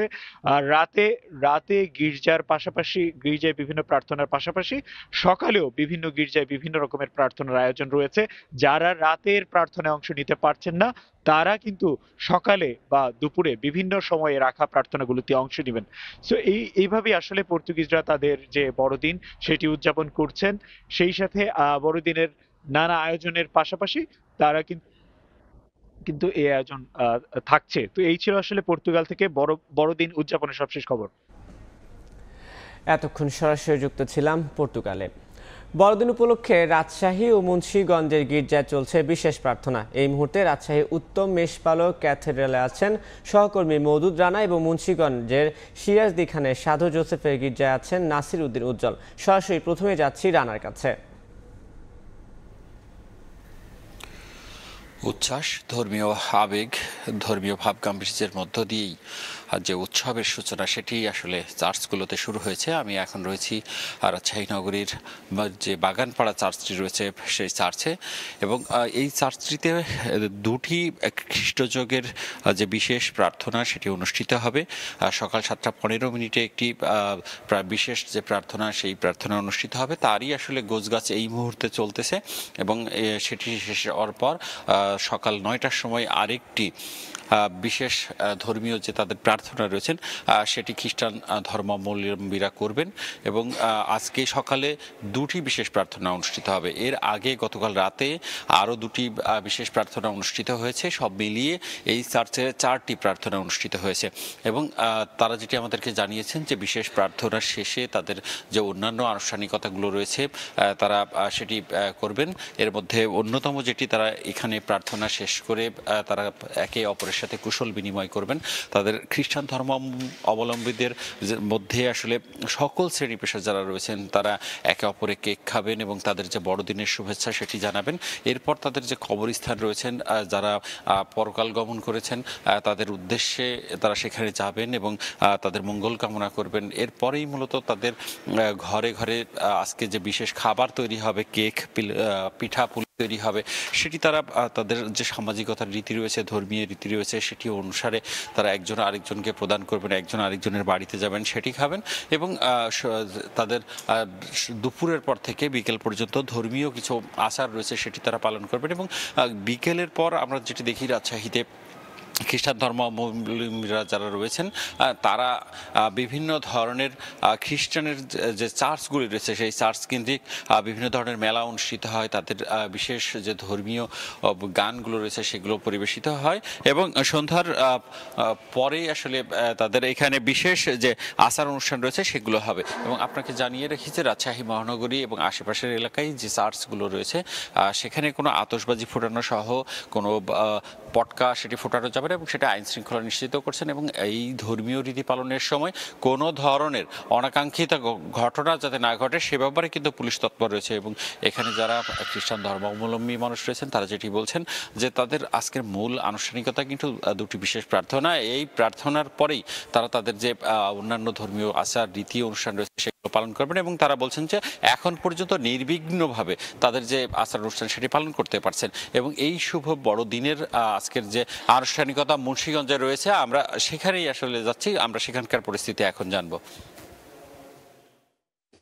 মুন্সিগঞ্জ তথা বিক্রমপুর যেটি প্রাচীন সভ্যতার জনপদ, এই জনপদের যে 3টি গ্রাম সেখানে প্রায় 800 যে এই খ্রিস্টান ধর্মাবলম্বী তাদের কিন্তু এখানে উৎসব মুখর পরিবেশ এবং এই গির্জা ঘিরে যে এখানে বড়দিনের যে উৎসবটি চলছে সেখানে কিন্তু এই কুয়াশা উপেক্ষা করে শীত কনকনে শীত উপেক্ষা করে কিন্তু পুণ্যার্থীরা এই গির্জায় আসতে শুরু করেছেন এবং এখানে প্রার্থনা চলছে এবং তাদের যে ধর্মীয় যে এই কর্মসূচিগুলো রয়েছে সেগুলো কিন্তু শুরু হয়ে গেছে গেলকাল রাত থেকেই। এবং এইবারের যে এখানকার সবচেয়ে আকর্ষণীয় বিষয় সেটি হচ্ছে যে ভাটিকান সিটি যে রাষ্ট্রদূত আর্চ বিশপ কেভিন র্যান্ডাল তিনি কিন্তু শুরুতেই এখানে অংশগ্রহণ করেছেন এবং জন্মদিনে কেক কেটেছেন এবং বিশ্ব সভ্যতার জন্য তিনি কিন্তু বিশেষ প্রার্থনায় অংশ নিয়েছেন। এবং এখানকার যে প্রাচীন যেই গির্জাটি রয়েছে সেটি কিন্তু শুলপুর সাধু জোসেফের গির্জা হিসাবে পরিচিত। প্রতি বছরের মতো এবারও কিন্তু তাদের এই আয়োজনটি ঘিরে নানা রকম যে কর্মসূচি ধর্মীয় ভাবগম্ভীর পরিবেশ সেটি কিন্তু বিরাজ করছে এবং এই গেল রাত থেকে যে এটিকে লাইটিং দিয়ে বিভিন্নভাবে যে সাজিয়ে রাখা হয়েছে সেটি কিন্তু এখনো রয়েছে এবং এখানে যে তাদের এই আজকে বড়দিনের তাৎপর্য সেই বিষয়গুলো কিন্তু তুলে ধরা হয়েছে এবং এই গির্জার ভিতরে যে প্রার্থনা চলছে সেই প্রার্থনা ঘিরে কিন্তু নানা বয়সী নারী পুরুষ শিশুরা অংশ নিচ্ছেন এবং যারা ফাদার রয়েছেন তারা কিন্তু সেখানে প্রার্থনার সাথে সাথে এখানকার যে তাদের সঙ্গীত যে ধর্মীয় সঙ্গীত সেগুলো কিন্তু চলছে এখানে এবং পুরো এলাকা জুড়ে কিন্তু একটি বিশেষ উৎসব পরিবেশ বিরাজ করছে। এবং শুধু এই অঞ্চলের যে খ্রিস্টান ধর্মাবলম্বীরাই নয় দেশের বিভিন্ন অঞ্চল থেকে কিন্তু এখানে এই যে তাদের বড়দিনের উৎসবের জন্যে এই শুলপুর গ্রামে এসে তারা সমবেত হয়েছেন এবং এই ঢাকা মাওয়া এক্সপ্রেসওয়ের একেবারে পাশের যেই গ্রামটি সেখানকার ঐতিহ্য দীর্ঘদিনের কিন্তু এবারের বড়দিনটি কিন্তু তারা দেশের অগ্রযাত্রা এবং দেশ যে এগিয়ে যাওয়ার ব্যাপারে যে বাংলাদেশের এই ক্রান্তিকাল কেটে যাওয়ার ব্যাপারেও কিন্তু এখানে প্রার্থনা চলছে। তো এই ছিল আমার কাছে মুন্সিগঞ্জ থেকে বড়দিনের সবশেষ। এতক্ষণ সরাসরি যুক্ত ছিলাম রাজশাহী এবং মুন্সিগঞ্জে। জার্মানিতে প্রতিটি গির্জায় চলছে যিশু খ্রিস্টের বন্দনা। শহর থেকে গ্রাম সবখানে আনন্দে মেতেছেন যিশু ভক্তরা। জার্মানি থেকে আরও জানাচ্ছেন বিটু বড়ুয়া। মাত্র কয়েকদিন আগে ক্রিসমাস মার্কেটে হামলার ঘটনার শোক নিয়ে জার্মানিতে উদযাপিত হচ্ছে খ্রিস্ট ধর্মাবলম্বীদের সবচেয়ে বড় ধর্মীয় উৎসব শুভ বড়দিন। 24 ডিসেম্বর সন্ধ্যার পর থেকেই রাজধানী বার্লিন সহ নানা শহরের বিভিন্ন গির্জায় চলে যিশুর উপাসনা ও সমবেত শান্তি প্রার্থনা। আনন্দ ঘন দিনে ধর্মাবলম্বীদের আশা সুন্দর পৃথিবীর স্বার্থে প্রত্যেকে হবে মানবিক গুণের অধিকারী। এদিন ফিলিস্তিন সহ যুদ্ধ বিধ্বস্ত দেশগুলোর বাসিন্দাদের জন্য শান্তি কামনা করেন যিশু ভক্তরা। সবাইকে বড়দিনের শুভেচ্ছা জানাচ্ছি। সবার বড়দিন আনন্দ ও শান্তিময় হোক। সবাই যেন পরিবারের সাথে সময় কাটাতে পারে এই কামনা করি। এমন দিন পরিবারের সঙ্গেই কাটাবো, রেস্তোরাঁয় যাব, মজার মজার খাবার খাবো। আজকের পবিত্র দিনের জন্য সবকিছু সম্পন্ন করেছি, সন্তানদের উপহার দিয়েছি। প্রার্থনা করি কোনো যুদ্ধ নয়, বিশ্বজুড়ে যেন শান্তি আসে, এমন দিনে ফিলিস্তিনে যেন শান্তি প্রতিষ্ঠা পায়। শুধু জার্মান নয়, দেশটিতে বসবাসরত খ্রিস্ট ধর্মাবলম্বী বাংলাদেশিরাও বড়দিন উদযাপন করছেন। দিনভর যিশু খ্রিস্টের আরাধনা, সমবেত সঙ্গীত আর সুস্বাদু খাবারের আয়োজন ছিল বরাবরের মতোই। এদিকে বড়দিনের উৎসব ঘিরে দেশটির সব নাগরিকদের উদ্দেশ্যে শুভেচ্ছা বাণী দিয়েছেন প্রেসিডেন্ট ফ্রাঙ্ক ভাল্টার স্টাইনমায়ার ও চ্যান্সেলর ওলাফ শলস। শান্তি ও সৌহার্দ্য স্থাপনের মাধ্যমে সবাইকে ঐক্যবদ্ধ থাকার আহ্বান জানান তারা। পবিত্র বড়দিনে খ্রিস্ট সম্প্রদায়ের সকলের বিশ্বাস, প্রভু যিশুর আশীর্বাদে জগতের সকল অন্যায়, অবিচার, ঘৃণা কিংবা বৈষম্য সবই ধুয়ে মুছে যাবে। মানুষের সাথে মানুষের ঘটবে মেলবন্ধন। জার্মানি থেকে সবাইকে ক্রিসমাসের শুভেচ্ছা জানিয়ে বিটু বড়ুয়া, সময় সংবাদ। আগামী বছর কঠোর হতে পারে ফ্রান্সের অভিবাসন আইন। অবৈধভাবে বসবাসকারীদের ধরপাকড়, বেকার ভাতা প্রদানের ক্ষেত্রে বিধিনিষেধ, গণপরিবহনের ভাড়া বৃদ্ধি সহ হতে পারে নানা নিয়মের পরিবর্তন। তবে অভিবাসন বিরোধী আইন প্রণয়ন হলে সেটির বিরুদ্ধে আন্দোলনের কথা জানিয়েছেন বিভিন্ন মানবাধিকার সংগঠনের নেতারা। প্যারিস থেকে আরও জানাচ্ছেন মোহাম্মদ লুৎফুর রহমান বাবু। ফ্রান্সে প্রতিবার নতুন বছরে বেশ কিছু পরিবর্তন আনা হয়। এবার অভিবাসন আইন সহ অনেক বিষয়ে পরিবর্তন আনা হতে পারে বলে জানিয়েছেন অভিবাসীদের নিয়ে কাজ করা সংগঠনের নেতারা। এর মধ্যে রয়েছে গণপরিবহনের ভাড়া বৃদ্ধি, বেকার ভাতা সহ অন্যান্য বিষয়ও। এখানে যানবাহনের যে টিকিটটা রয়েছে, প্রতি মাসে আগে দিতে হতো 82 ইউরো, এখন আরও বেশি দিতে হবে 2025 সালেতে। রিটায়ার্ডের ক্ষেত্রে রিফর্মটা যেটা রয়েছে পুনরায়, যেটা কিনা 64 বছর করার কথা ছিল, ইতিমধ্যে পাশ করে নিয়েছিল, এখন কিন্তু ওইটা নিয়ে আবার পুনরায় পার্লামেন্টে ভোট হবে। অভিবাসীদের জন্য যদি কিনা এই ভুল হতায়ও আসে, তাহলে দেখা যাচ্ছে যে নেগেটিভের দিকটা একটু বেশি দেখা যাচ্ছে। দেশটিতে বিপুল সংখ্যক অবৈধ অভিবাসী বসবাস করেন, যাদের মধ্যে উল্লেখযোগ্য সংখ্যক বাংলাদেশি। আর এই অভিবাসন প্রত্যাশীদের আগামী বছর থেকে অপরাধী হিসাবে গণ্য করা হতে পারে বলে শঙ্কা তৈরি হয়েছে। আমাদের ম্যাক্সিমামের কিন্তু কাগজ বলেন বা সম্পাপি, আমাদের ম্যাক্সিমামে আমাদের কাগজ নেই। সো হ্যাঁ, ওইটা আমাদের খুবই খারাপ একটা প্রভাব পড়বে আমাদের অভিবাসীদের জন্য। ফ্রান্সে অভিবাসীদের অধিকার নিয়ে কাজ করা সংগঠনের পাশাপাশি অনেক মানবাধিকার সংস্থাও রয়েছে। এতে অভিবাসন বিরোধী যে কোনো আইন প্রণয়ন হলেও শেষ পর্যন্ত তা বাস্তবায়ন করা সরকারের জন্য অনেক কঠিন হয়ে পড়ে। এবারও নতুন বছরে বিভিন্ন পরিবর্তনের যে গুঞ্জন উঠেছে, তা বাস্তবায়ন করা সরকারের জন্য কঠিন হবে বলে মত সংশ্লিষ্টদের। লুৎফুর রহমান বাবু, সময় সংবাদ, ফ্রান্স। সূর্যের কাছাকাছি দিয়ে পরিভ্রমণ করে ইতিহাস গড়তে চলেছে মার্কিন মহাকাশ গবেষণা সংস্থা নাসার একটি মহাকাশযান। নক্ষত্রটির ৬২ লাখ কিলোমিটার দূর দিয়ে যানটি অতিক্রম করানোর প্রচেষ্টা চলছে বলে জানিয়েছে বিবিসি। এমনটি হলে সূর্য কিভাবে কাজ করে তা আরও ভালোভাবে বুঝতে পারার আশা বিজ্ঞানীদের। সৌরজগতের একমাত্র নক্ষত্র সূর্যকে ঘিরে মানুষের কৌতূহলের শেষ নেই। জ্বলন্ত এই বিশাল অগ্নিকুণ্ডকে জানতে প্রতিনিয়তই চলছে নানা গবেষণা। এবার সূর্যের সবচেয়ে কাছাকাছি পৌঁছানোর মধ্য দিয়ে ইতিহাস করার চেষ্টা করছে মার্কিন মহাকাশ গবেষণা সংস্থা নাসা। পার্কার সোলার প্রোব নামের একটি মহাকাশযান প্রথমবারের মতো প্রবেশ করতে যাচ্ছে সূর্যের বাইরের বায়ুমণ্ডলে।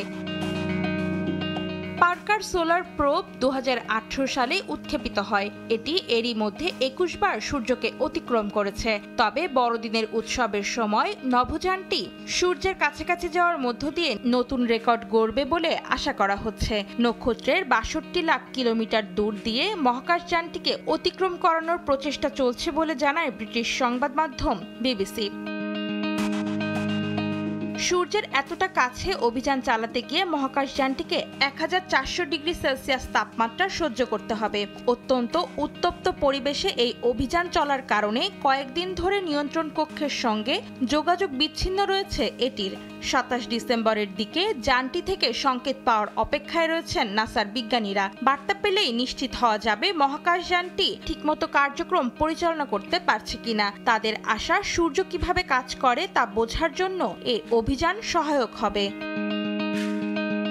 অন্তরা সেন, সময় সংবাদ। ভারতের হিমাচল প্রদেশের সিমলাতে বছরের প্রথম তুষারপাত হয়েছে। তুষারপাতের কারণে জম্মু কাশ্মীরের শ্রীনগর শহরের ডাল লেক বরফে জমে গেছে। এই অঞ্চলে তুষারপাতের কারণে আশপাশের রাজ্যগুলোর তাপমাত্রাও উল্লেখযোগ্য হারে কমে গেছে। বরফে ঢাকা প্রকৃতি, ঠান্ডা বাতাস আর শান্ত পরিবেশ সব মিলিয়ে হিমাচল প্রদেশের সিমলা যেন এক শীতের স্বর্গরাজ্য হয়ে উঠেছে। ভারতের শীতকালীন পর্যটনের অন্যতম প্রধান আকর্ষণ সিমলা। মৌসুমের প্রথম তুষারপাতের সৌন্দর্যে যোগ দিয়েছে ভিন্ন মাত্রা। প্রকৃতির এই রূপ দেখতে বিভিন্ন প্রান্ত থেকে ছুটে আসছেন পর্যটকরা। হিমাচল প্রদেশের এই পাহাড়ি শহরের সাদা চাদরে ঢাকা রাস্তাঘাট ও বাড়িগুলো যেন শীতের অনুভূতিকে আরও গভীর করে তুলেছে। বরফে মোড়া প্রকৃতি উপভোগ করতে গাড়িতে করে ঘুরে বেড়াচ্ছেন অনেকে। নানা পর্যটন কেন্দ্র ঘুরে শীতের স্মৃতিকে চিরন্তন করে তুলছেন তারা। 50% चांसेस थे। हम उम्मीद पे आए थे कि अच्छा स्नोफॉल मिलेगा और हमारी उम्मीद बहुत अच्छी रही। हमें बहुत अच्छा स्नोफॉल मिला यहाँ पे।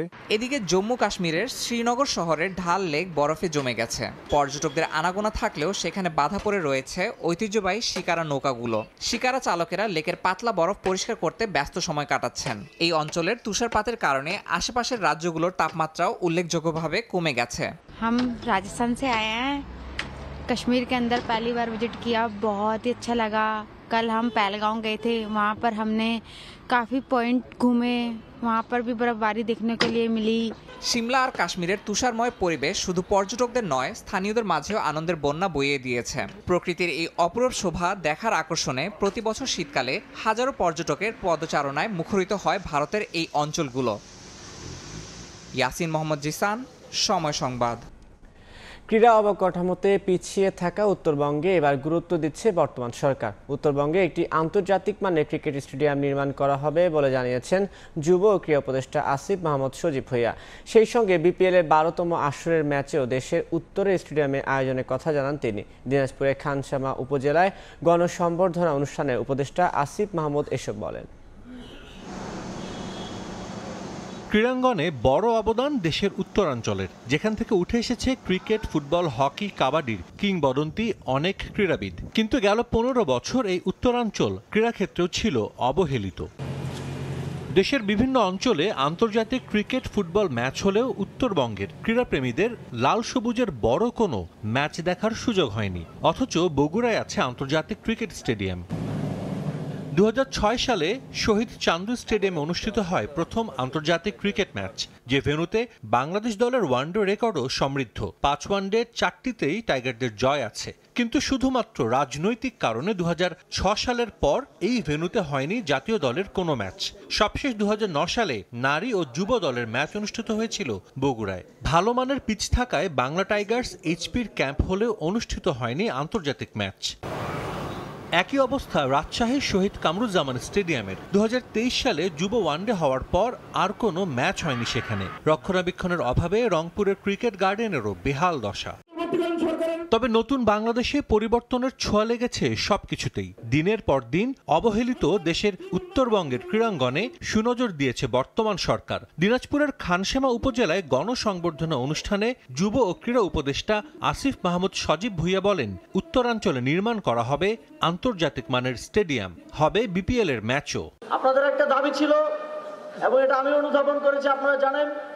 এবার বিপিএল 3টা ভেন্যুতে আয়োজন করা হচ্ছে, ঢাকা, সিলেট এবং চট্টগ্রাম। আমি আপনাদেরকে নিশ্চিত করতে চাই, আমরা উত্তরবঙ্গে একটা আন্তর্জাতিক মানের স্টেডিয়াম করার উদ্যোগ গ্রহণ করব এবং আশা করি আগামী বছরের বিপিএল আমরা উত্তরবঙ্গে আয়োজন করতে পারবো। অবকাঠামোগত উন্নয়ন হলে উত্তরবঙ্গ থেকে উঠে আসবে আরও প্রতিভাবান ক্রীড়াবিদ, এমন প্রত্যাশা করাই যায়। সাজিদ মুস্তাহিদ, সময় সংবাদ। লো স্কোরিং ফাইনালে হতাশায় পর্দা নামল এনসিএল টি20। লাক্কাতুরায় সর্বনিম্ন রানে অল আউটের লজ্জার রেকর্ড গড়ল ঢাকা মেট্রো। রংপুরের সামনে গুটিয়ে যায় মাত্র 62 রানে। জবাবে ব্যাটিং বিপর্যয় সামলিয়ে 5 উইকেটের জয় তুলে নেয় আকবর আলীর দল। ম্যাচ সেরা রংপুরের মুকিদুল মুগ্ধ ও টুর্নামেন্ট সেরা হয়েছেন আবু হায়দার রনি। সিলেট থেকে সাব্বির মিথুনের ম্যাচ রিপোর্ট। গোটা টুর্নামেন্টের চেয়ে কিছুটা বেশি দর্শক আগ্রহ ছিল ফাইনালে। অদ্ভুত সূচিতেই লাক্কাতুরায় মার কাটারি টি20-র আশায় ক্রিকেট মাঠে এসেছিলেন ভক্তরা। তবে সে আশায় গুড়ে বালি। দর্শক আসনে বসার আগেই ঢাকা মেট্রোর টপ অর্ডার ফিরে যায় ড্রেসিং রুমে। অধিনায়কের টস জিতে ফিল্ডিংয়ের সিদ্ধান্তকে পূর্ণতা দেন রংপুরের দুই পেসার আলাউদ্দিন বাবু ও মুকিদুল মুগ্ধ। দুজনে মিলে ধসিয়ে দেন মেট্রোর টপ অর্ডার। শামসুর রহমানের সর্বোচ্চ 14 রান, মেট্রো থামে 62-তে। দেশের প্রতিযোগিতামূলক টি-20 ফাইনালে যা কিনা সর্বনিম্ন। টানা ম্যাচের ধকলে ক্লান্ত লাক্কাতুরায় ভুগতে হয়েছে রংপুরকেও। টপ অর্ডার ব্যর্থ, তবে মিডল অর্ডারে ভর করে অঘটন এড়ায় রংপুর বিভাগ। 8 ওভারের বেশি হাতে রেখে পৌঁছে যায় লক্ষ্যে। আমার পেছনে যে পরিমাণ দর্শক আছে তা গোটা টুর্নামেন্ট জুড়ে আসেনি। আজকে ফাইনাল বলেই হয়তো লাক্কাতুরার এই অদ্ভুত সময় অনেক দর্শক এসেছিলেন। প্রত্যাশা ছিল ভালো একটা ক্রিকেটের, তবে সেই টাকা এবং সময় দুটোরই অপচয়। 62 রানে অল আউট হয়ে যায় ঢাকা মেট্রো। পরবর্তী যে দলটা ব্যাটিং করে তারা আসলে খুব একটা এন্টারটেইনমেন্ট দিতে পারেনি এইসব দর্শকদের, যার কারণে এসব দর্শকরা এত দূরে এসে মাঠ ছেড়েছেন কেবলই হতাশাকে সঙ্গী করে। 150 বা 150 হবে বা অনেক ফাইটিং ম্যাচ হবে এরকম আশা করে এসেছিলাম। আমি যেহেতু ঢাকা মেট্রোর সাপোর্ট ছিলাম, সো আমি তো হতাশাই।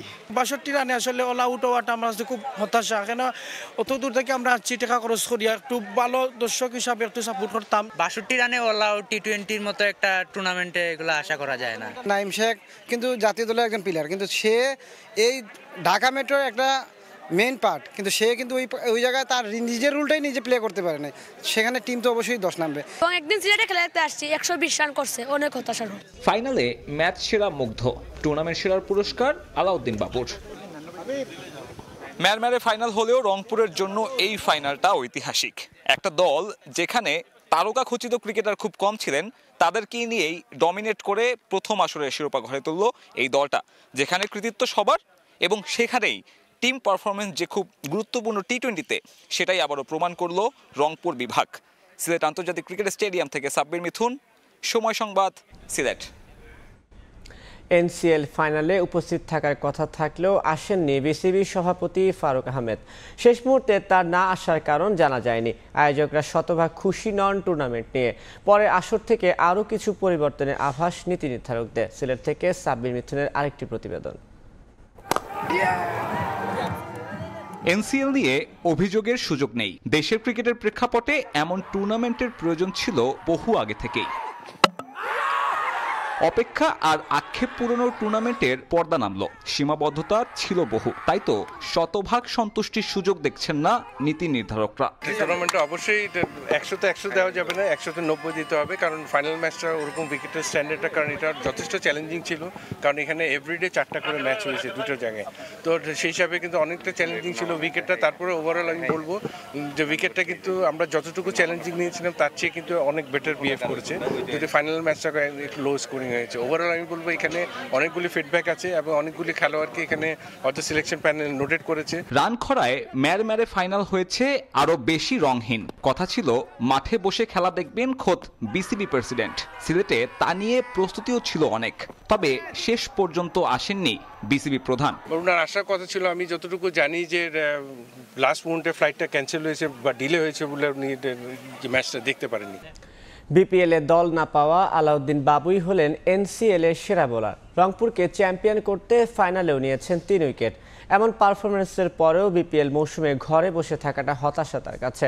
তবে নিজেকে প্রস্তুত রাখতে চান এই অলরাউন্ডার। ক্রিকেটের স্বার্থে মাঠে লড়াইটা চালিয়ে যেতে চান, তবে স্বপ্ন দেখেন না জাতীয় দলের। কদিন আগে সময় সংবাদে দেয়া এক সাক্ষাৎকারে বলেছিলেন জাতীয় দলের স্বপ্ন এখন আর নেই, ক্রিকেটটা চালিয়ে যেতে চান। আর আজকে এই টুর্নামেন্টের সেরা বোলার হলেন, পেছনে ফেলেছেন অনেক বড় বড় নামকে। আলাউদ্দিন বাবু, আপনার বোলিংটা হয়তো বিপিএল এ মানুষ মিস করবে অনেক। আমি নিজেও মিস করব। এখন আসলে এনসিএল এর সর্বোচ্চ উইকেট টেকার প্লাস হচ্ছে সবচেয়ে সফলতম বোলার হওয়ার পরেও একটা মৌসুম 1.5 মাস সতীর্থদের দেখবেন মাতাচ্ছে, সেটা আসলে কতটুকু ডিসঅ্যাপয়েন্টিং? যখন থেকে বিপিএল হয় প্রতি বছরই মোটামুটি খেলছি, তো এই বছরটা একটু মন খারাপ থাকবে। যখন সবাই খেলবে আমি খেলতে পারতেছি না। আমি এরকম একটা টুর্নামেন্টে এত ভালো পারফর্ম করার পরও। আলাউদ্দিন বাবু, আপনার এইবারের এই টুর্নামেন্ট শেষে ডু ইউ থিঙ্ক দ্যাট যে ফ্রাঞ্চাইজিগুলো কিছুটা আগ্রহ প্রকাশ করতে পারে? 30 ডিসেম্বর এখনো সময় আছে। করতে পারে, করলে ভালো, না করলেও খুব হতাশা হব না, কারণ যা হতাশা পাওয়ার সেটা পেয়ে গেছি 3 মাস আগেই।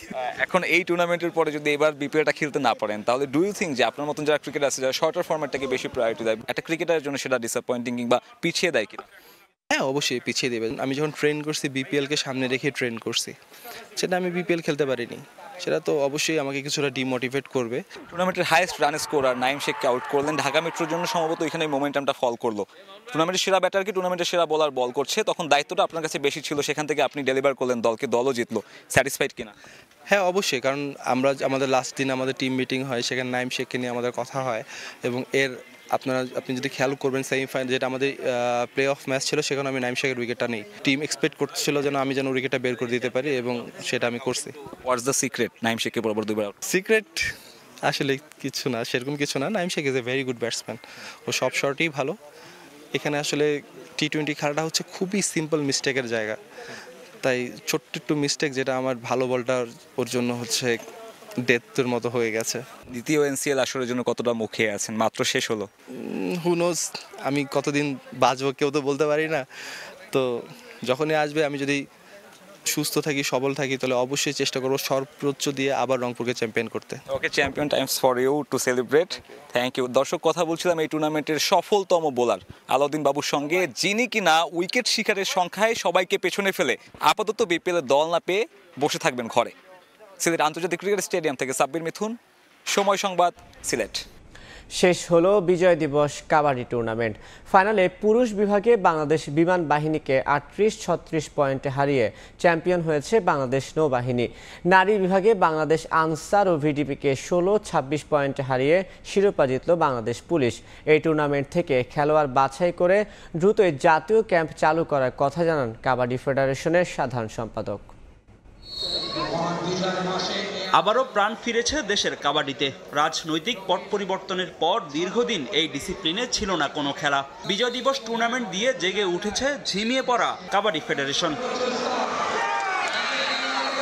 শহীদ ক্যাপ্টেন এম মনসুর আলী জাতীয় হ্যান্ডবল স্টেডিয়ামে পুরুষদের ফাইনালে হয়েছে টানটান উত্তেজনা, যেখানে মাত্র 2 পয়েন্টের জন্য শিরোপা হাতছাড়া করে বিমান বাহিনী। তাদেরকে 38-36 পয়েন্ট ব্যবধানে হারিয়ে গ্রুপ পর্বে হারের প্রতিশোধ নিয়ে চ্যাম্পিয়ন হয়েছে বাংলাদেশ নৌবাহিনী। তবে নারীদের ফাইনালে একচেটিয়া আধিপত্য দেখিয়েছে বাংলাদেশ পুলিশ। প্রথমার্ধে সমান তালে লড়লেও দ্বিতীয়ার্ধে আনসারকে কোনো সুযোগ দেয়নি তারা।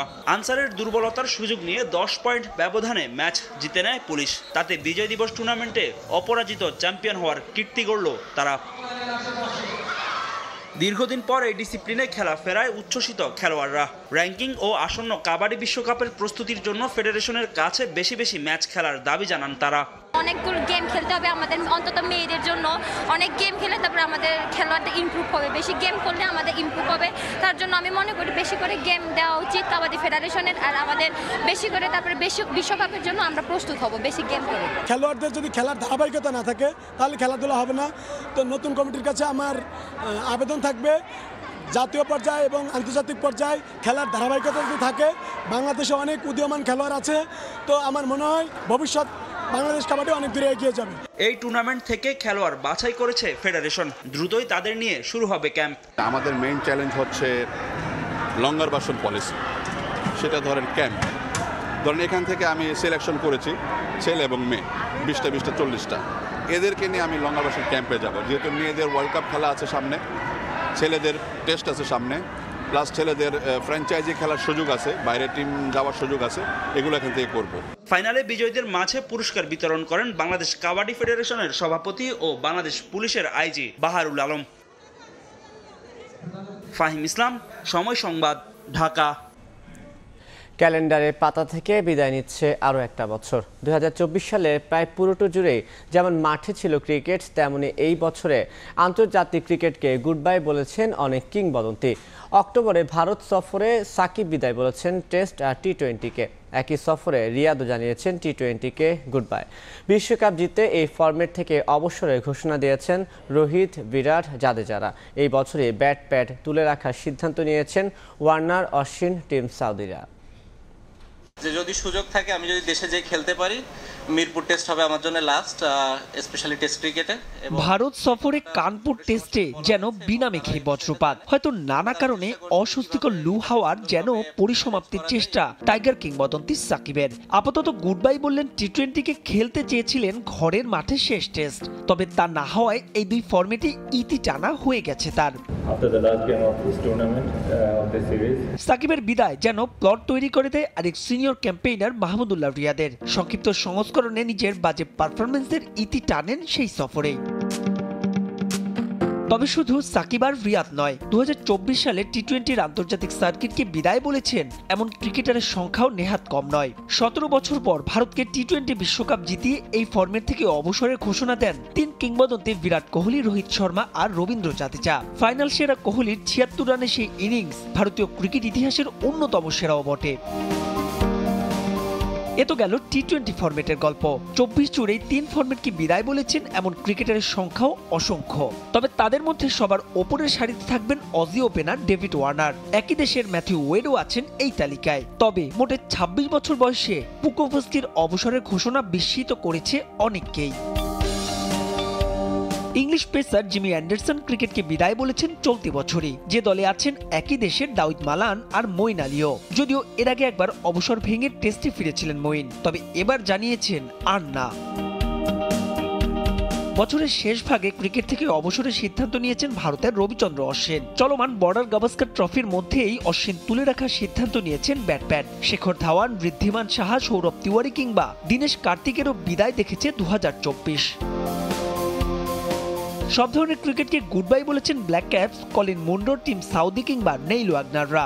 আর টি-20তে ট্রেন্ট বোল্ট, নামিবিয়ার কিংবদন্তি ডেভিড ভিসাও চলতি বছরই নিয়েছেন অবসর। পাকিস্তানের মোহাম্মদ আমির, ইমাদ ওয়াসিমরা 22 গজকে বিদায় বলেছেন এবছরই। তবে আন্তর্জাতিক ক্রিকেট থেকে নিজেদের গুটিয়ে নিলেও এদের অনেকেই খেলছেন ঘরোয়া cricket.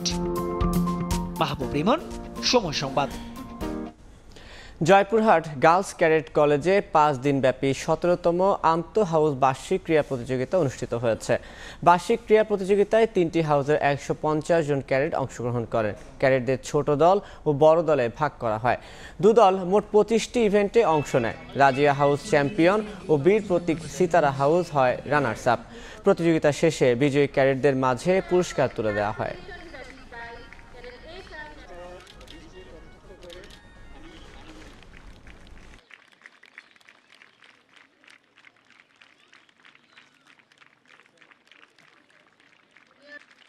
And the best athlete in senior group is at first in inter-house annual athletics competition.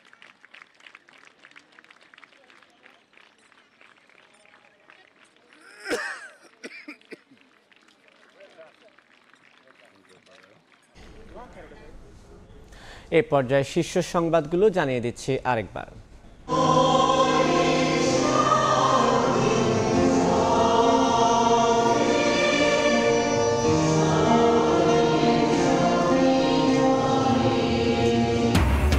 শুভ বড়দিন আজ। গির্জায় গির্জায় বিশেষ প্রার্থনা, 5 তারকা হোটেলগুলোতেও নানা আয়োজন। উৎসব নির্বিঘ্ন করতে সজাগ আছে সব বাহিনী, জানালেন সেনাপ্রধান। কারসাজি ঠেকাতে পুঁজিবাজারে জরিমানার হিড়িক, 4 মাসে আদায় 720 কোটি টাকা। বেশি গুনেছে বেক্সিমকো শেয়ার সংশ্লিষ্টরা, শাস্তি দিতে এমন পদক্ষেপ বলছে ট্রান্সপোর্ট।